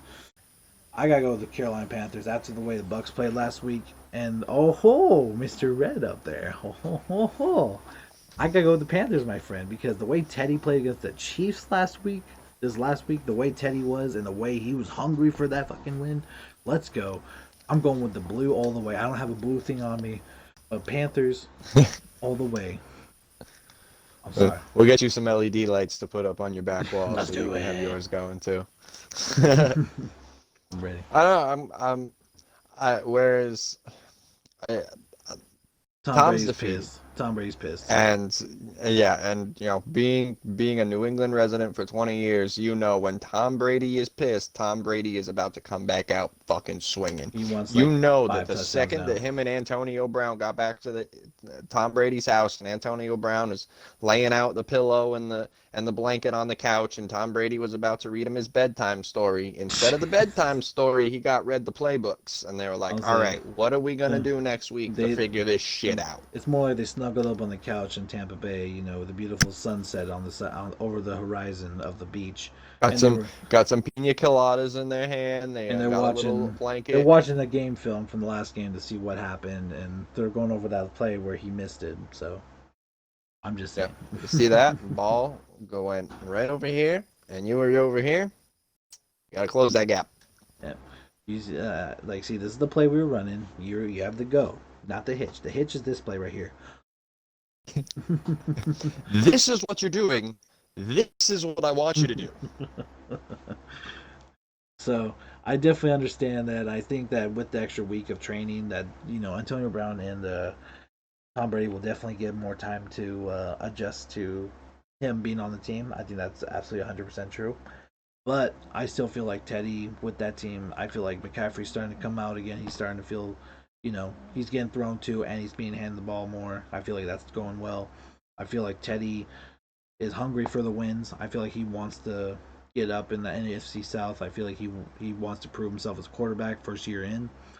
Um, I just have to. Especially like I said, it's just mostly after that Chiefs game and the way they played against them. This should be a no-brainer, or should be like another Saints kind of win for them. But like you said, Buccaneers are not like a constantly losing team. They're always, it could be back and forth. And next up, we got the Broncos versus the Raiders. Are you trying to go orange I there? didn't really. I didn't think this went through all the way, but You going all black? Yeah. Going all we go black. black here. All right, You going the Raiders? we're on the Raiders on this one. This is white, so Yeah. we'll consider this. No This is worries. this is. I mean, it's part of their uniform. They're black and white. Yep. No Yeah, worries. I'm going the Raiders on this one. Just nothing really stand out from either team. Hopefully Carr can get it together a little bit more, and if Carr can at least be a better quarterback than he's been, then I think the Raiders have a good chance of winning this. I mean, they're 5-3 compared to the 3-5 Broncos. Really, other than Jerry Judy having an okay season, I don't see too much coming out of Denver right now. So yeah, definitely gonna give this one to the Raiders. I'm gonna go with the Broncos. Not because again, not trying to the only reason why is because of the way Drew Locks played last week and the way that he's been throwing the ball. I feel like he's getting more comfortable. I feel like he's starting to really find his rhythm with his receivers, especially with Jerry Judy, Tim Patrick when he's back, Ken Hamler. I feel like he could be a good quarterback for that team. They need to use their running game a little bit more. I don't know if Melvin Gordon or Philip Lindsay are healthy. I think they're both healthy. I think they're both fine. They just need to get that running game going. I feel like, especially being the AFC West rivalry, I feel like it's gonna be a good game. And I see Broncos. Like I said, it might be a close one where the Broncos barely win, and I could be wrong. Raiders probably could dominate. I want to see. I feel like Drew Lock has a lot to prove, and I feel like this is the game to do it, and I want to see it happen. Respect that. And Chargers I was versus Dolphin. Oh, go ahead. no, that was just I was agreeing. Oh, okay. So this is a rookie versus rookie quarterback game. We have Tua Tagovailoa versus Justin Herbert. Who you got? I'm trying to jump between the colors. Yeah. Oh, you're going between the colors. Okay. I'm going Dolphins. Yep, I saw. I was like, wait, what is he doing? Oh, okay. Binging, binging. Yep. Orange and blue. It's a weird like spin dial for the colors, so I Yeah. gotta like for And blue and you, orange, I'm like pressing here and then up here and then here. yeah, I It's weird. saw that. I was like, wait, light blue, and then I saw the orange. I'm like, oh, okay, I get it. No, I get that. I can Go back to understand light that. blue. Tua definitely, I could see Yeah. why you choose that. Definitely, the Dolphins have been they're 5-3. They're definitely proving themselves right now as a team, and definitely can see Tag winning this game. It'll be fun to watch, especially with Justin Herbert. Um, I think this is going to be a really true testament though for Tag because that LA Chargers secondary is no joke. I mean, they just got rid of one Oh of their yeah. better cornerbacks. Well, actually, a top tier cornerback because they had so many good cornerbacks. They have Derwin James Jr. They have so they got rid of Desmond King, I think, right? So they have Derwin James So Jr. They have I can't think of the name right now. Damn it! Damn it! I know who they are because I like playing Madden. I mean, you see their stats all the time, and literally the top three players have an 88, 89, and 90 overall freaking cornerbacks. Chargers. No, Ramsey. No, yeah, isn't Ramsey? I don't know. I'm Okay, thinking so of wrong teams oh here. yeah, Chris Harris Jr., Casey Hayward, Derwin James. They got rid of Desmond King, unfortunately, but yeah, Casey Hayward Jr., Chris Harris Jr., Derwin James, and who's the other safety? Rayshon Jenkins. Okay, so yeah, that just those guys alone have been so deadly this season, and they could still be deadly as well. I feel like this is like I said, two was like, okay, man, they're good. They're a good defense. It's time for you to step up and make some plays. And so, do I think you'll do it? I feel like this is going to be a loss to Dolphins. I feel like Chargers are going to win because it's going to be one of those like tough ones for Tua. Like he's going to he's going to make some good throws, but I feel like he's going to also make some mistakes because they're going to, like I said, those guys are no jokes. They will feast on that shit. So I'm going to say Chargers on this one only for the fact that Tua's going to make the few mistakes that are just going to lead to easy scores for the Chargers. Like Herbert's still a great Okay. quarterback; and he's gonna make plays, but I feel like I said, Tua's gonna got a lot to prove. All right. All right. All right, Bills and We Cardinals. got. Oh, sorry. Oh, yeah, that's what I was gonna say. Oh, okay. It's going a little. I was It's just going a little darker blue here. going a little darker blue. All right. I already know who you said. I already know who you said. With that being said, it's gonna be a good game Oh no, absolutely. I would for say sure. this is one of those games I actually said that if you want to watch a football game this week because your team's sitting out or you just want to watch a good game, Bills and Cardinals is going to be a great game because you got Kyler Murray with D Hop and Christian Kirk and all those guys that he has on his offense versus Josh Allen, Stephon Diggs, and Devin Singletary. All those guys on his offense, and their defenses are good. Don't get me wrong, but man, these offenses are scary. Like it might be another Seahawks Bills kind of game where they score a shit ton of points and comes down to the wire. I'm just saying it's gonna be a hell of a game. The um the over under for the game, which is that's like I don't know exactly how they do it, but that's like The that's the line, betting well, line yeah. for points scored in the game. Um, the over under for the game is 56 and a half. So they're So, expecting that many and points. I'm yeah, I'm looking at the rest of the games. Um, yeah, the only one that's even close to that is the Seahawks Rams, which the over under is 54 and a half. Um, but Which is because yeah, again those two are it's NFC West rivals and they always be just on top of those games. Honestly, exactly. And for, yeah, and for that the Bills Cardinals game to be a little bit more, that would be one of those I would be betting on the over on this one. I think this is going to be a high scoring game. absolutely, I agree 100%. And I gotta agree with you. I'm going with Bills. Like I said, I'm riding the Josh Allen train. I love Josh Allen. I love the way he's played. And against the Seahawks, like I said, like that was my like holy shit game for me. Like just damn. I'm pretty sure you bet against the Seahawks that game too. I did. I did. And I mean like it wasn't because of Well, it. And it's funny because everyone was saying, "Oh, the Seahawks are like undefeated against the AFC East or in the AFC East and stuff." And I was like, "Y'all don't understand. This is that Bills team though." And they went in there and that team just fucking wrecked. I mean, like I said, Josh Allen got sacked 7 times, so he did get his ass on the ground, but he came back up and said, "Yo, that's cool. Let me throw his ball real quick," and literally decimated the Seahawks defense. Like, yo, savage. Like, I don't care how many times you get sacked. You do that shit to that defense, savage. Damn. savage. Like, kudos to you, Josh Allen. Fucking like, damn. And speaking of Seahawks Rams, that's another game we're talking about. And Round and round the magic color wheel go. where do we stop? Nobody knows. That's supposed to be like a greenish color. And we stop in at the Seahawks green. Okay. Yeah, I trying not to be biased here. I still gotta say the Seahawks are probably gonna have a small advantage on this one. Um, the Rams. Wait, The is it Rams is are it actually projected to win it is it is it on the in betting LA? services. Is it in LA? Uh, yep, it is Okay. at Ram Stadium. Yeah, that actually does change it a lot because I mean Seattle is really tough to beat at home. That's not a lie. I mean, like I said, I'm a Seattle fan. I mean, I've seen them play at home. It's ridiculous.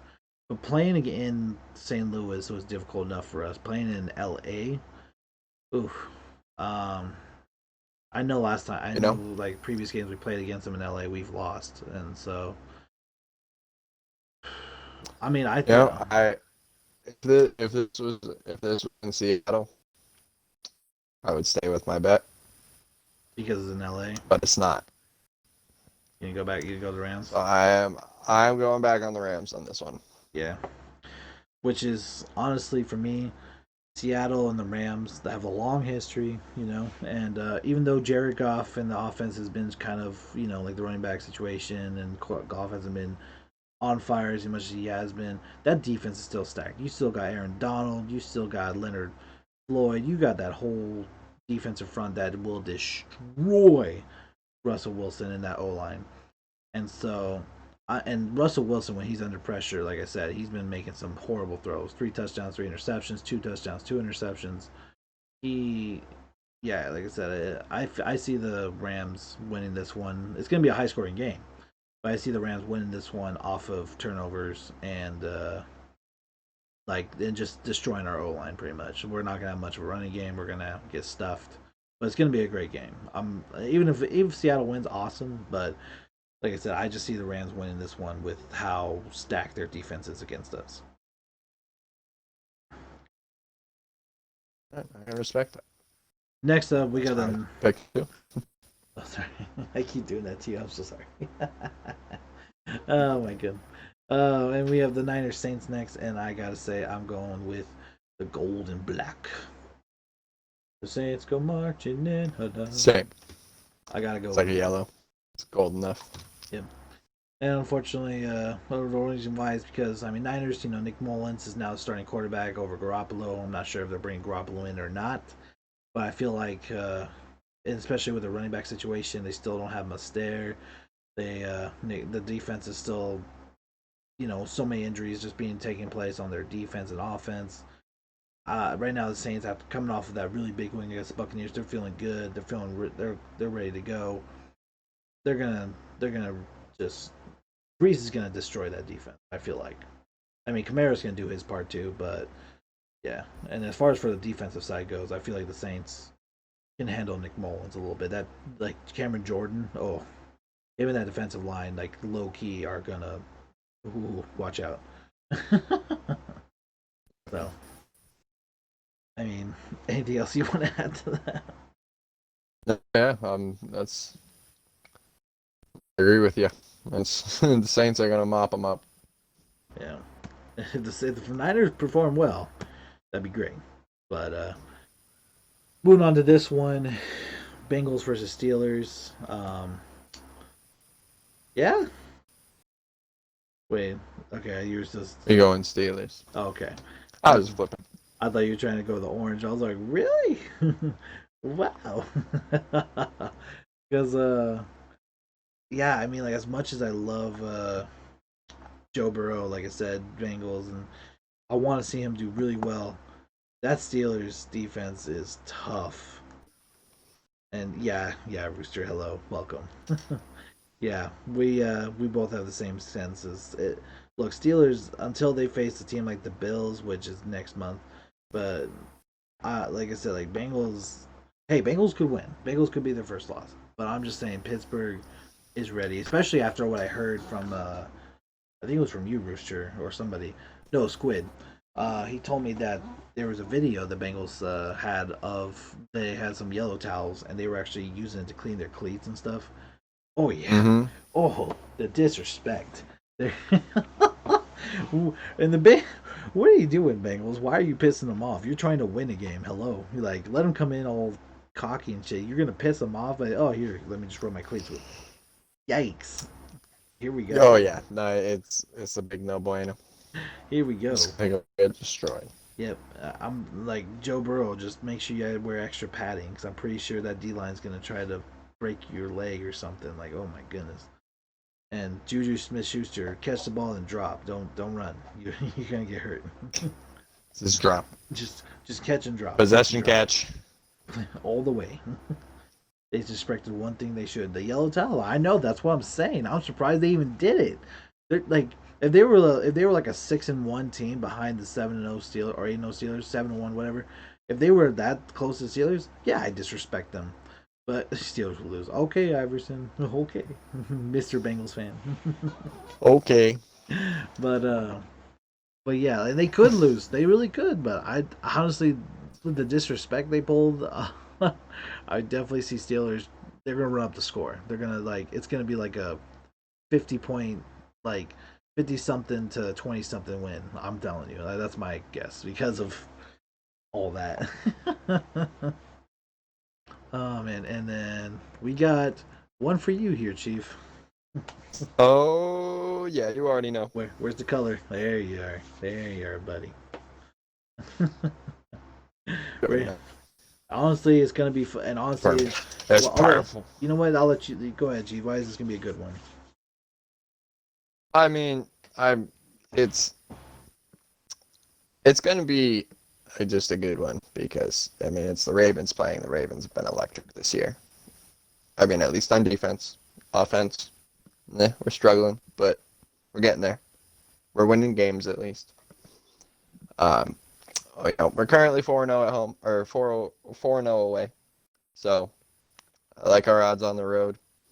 And this is Cam Newton and Lamar Jackson, which, obviously, with the exception of Mike Vick, are two of the biggest scrambling quarterback names that we've ever seen. It's going to be, I mean, Lamar Jackson, it was one of those, he looked up to Cam Newton and has now proceeded to break a shitload of his records. So it's going to be a good one to actually see them out on the field together. I don't remember if they played against each other last year, but I mean I think it's a little bit bigger this year because same, not necessarily same division, but same conference. It'll be good. Yeah, I'm excited, but I think the Ravens are coming out on top. A little bit biased. I mean this is the rivalry game, at least in my opinion. It's me against New England right now. So it's gonna be a fun week to rep my Ravens gear. oh yeah, especially with your, like you said, with Jake there as your roommate. Yeah, that'll be a fun one to be like, hey Jake, ready? Oh yeah. But uh, but on the same hand, I know that if the Ravens get beat, I'm gonna get about 87 messages from people going, "Oh yeah, those Ravens are doing great." Yeah, much better than your 4-5 team. so for me, I gotta go with the. This is like one like so like I said, I was actually watching this clip from sports from the first take, and it was Stephen A. and all of them saying if Cam Newton should be more conservative or aggressive with his game style. Stephen A. was trying to say conservative so he can save his body, and Max was saying that he should be more aggressive because this is like his last chance. And I agree with Max on this one. Like, as much as you want to save your body, Cam Newton needs to go all out 100% each game for the rest of this year, and he's better hope that they finish off strong because honestly, this is his last chance to prove that he's a starting quarterback in this league. Otherwise, the rest of his career is going to be backup positions mixed with retirement. Like, I mean, he's not. Yep. This is his last full chance to say I'm a starting quarterback in this league because he doesn't look that good at all this year. I mean, he's doing what he can in New England right now, but let me see real quick because like I said, we've been going over a lot of these guys' stats, and I mean, I can go over. Let me see. Okay, so this year, he has thrown for 1,400 yards, which is 28th in the league. He has 2 touchdowns thrown, which is 33rd. So that's even behind a backup. But he has rushed in some touchdowns. I can check that later. So he's thrown 7 picks. So he's thrown for 2 touchdowns and 7 picks, and he has a 55.6 quarterback rating at 25th overall. and that's not what you want from your quarterback at all. So he's been doing really sloppy lately with that of late. And I'm trying to see where's his running stats. Passing. Oh, there is rushing. Sorry. The total rushing. So yeah, he has 4 touchdowns total of rushing. So total touchdowns, he has 6 touchdowns and 7 picks, if you will. But basically, what I'm trying to say is that his rushing totals still aren't that great with 10 for 16, 954, 519, 1076, 927. He needs to step up and just like either decide he's going to throw the ball more or run or like, but he needs to do more. He needs to do more than what he's doing right now because right now he's playing very conservative, and like I said, this is his last chance to really do anything before he is done in the NFL. Yeah. Sorry, I was looking at those stats. Took me a minute. Oh, you're good. So you going with the Ravens on this one, or are you hoping I for the am. breakout Cam? I'm going with the Ravens, but I'm hoping the best for Cam, just because it is one of those stories that would suck to see him end on such a like go to like one last team that gave him one last chance and just have it just fall in front of him like that, especially at 32 years old. It'd be sad to see, especially for an MVP What? quarterback that he was. So last up we have Vikings versus Bears, NFC North Division rivalry. This is a tough one for me. Because of Dalvin Cook or Nick Foles. Think I'm keeping it purple. No, I'm trying. That's a Oh, tough. we're in Chicago. It's in Chicago. Nick Foles. I'm going Chicago. I'm gonna go with the Bears. The Bears. See, Just because home field Dalvin Cook's advantage. been on a fucking tear, but that gas tank gonna hit empty and gonna need to refuel soon. I Oh, think. I'm going to. I haven't been wrong in the last couple weeks. I've bet against the Bears, so I think I'm sticking with it, and I'm betting the Vikings. All right. I'm gonna go with the Bears on this one because of that home. I feel like Cook's still gonna have a good game rushing, but I feel like Cousins is gonna make mistakes because he doesn't like the cold. And I feel like Nick Foles is gonna do what he does best, and I think he does better. He's gonna do well in those conditions. I think he's gonna do good over there.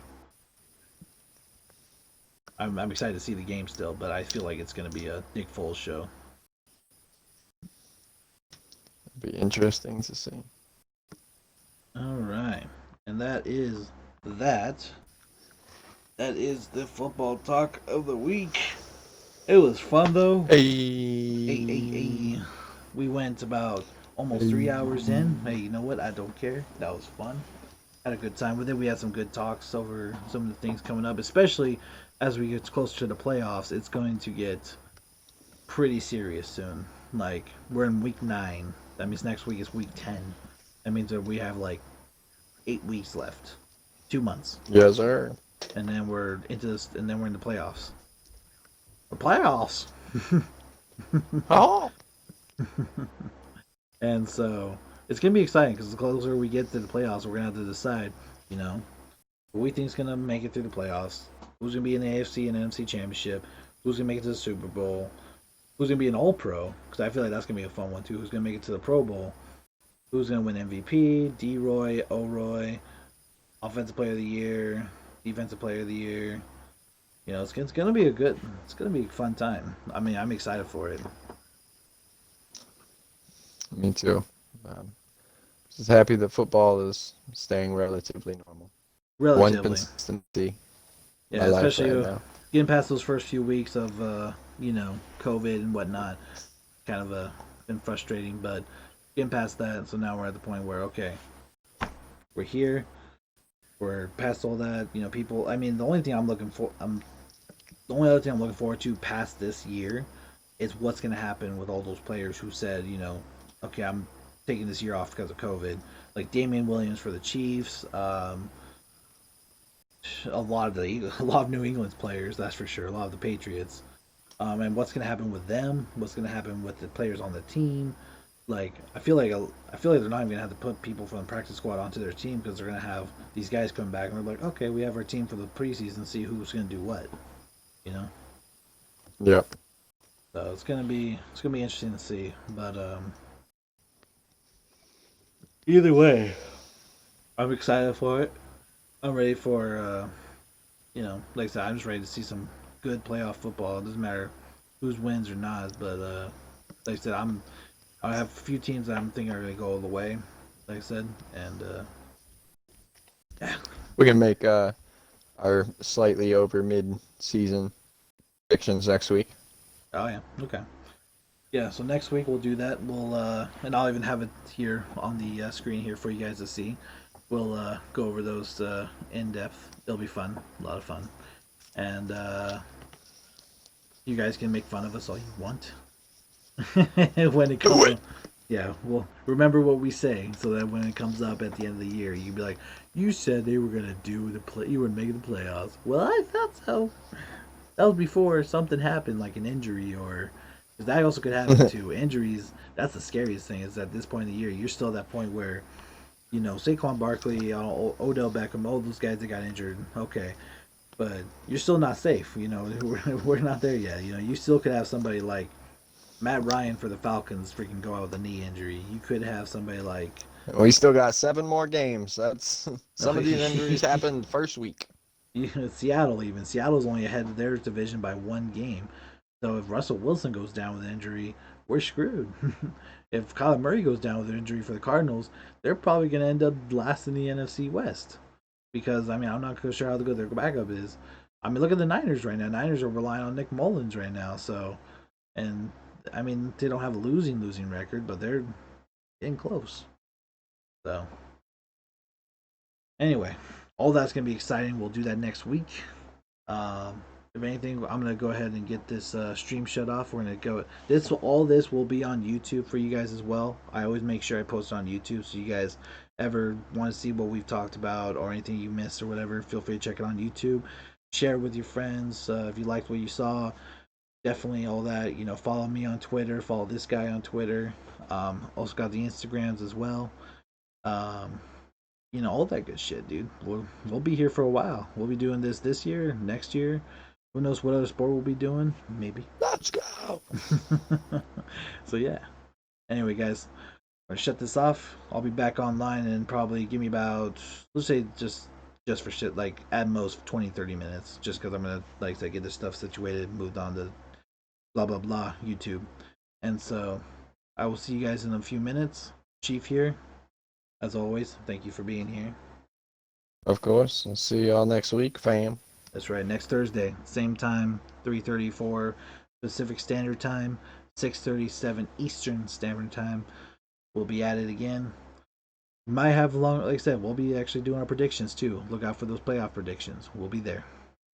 And Iverson Yes, sir. might be the Packers, it might not. We don't know.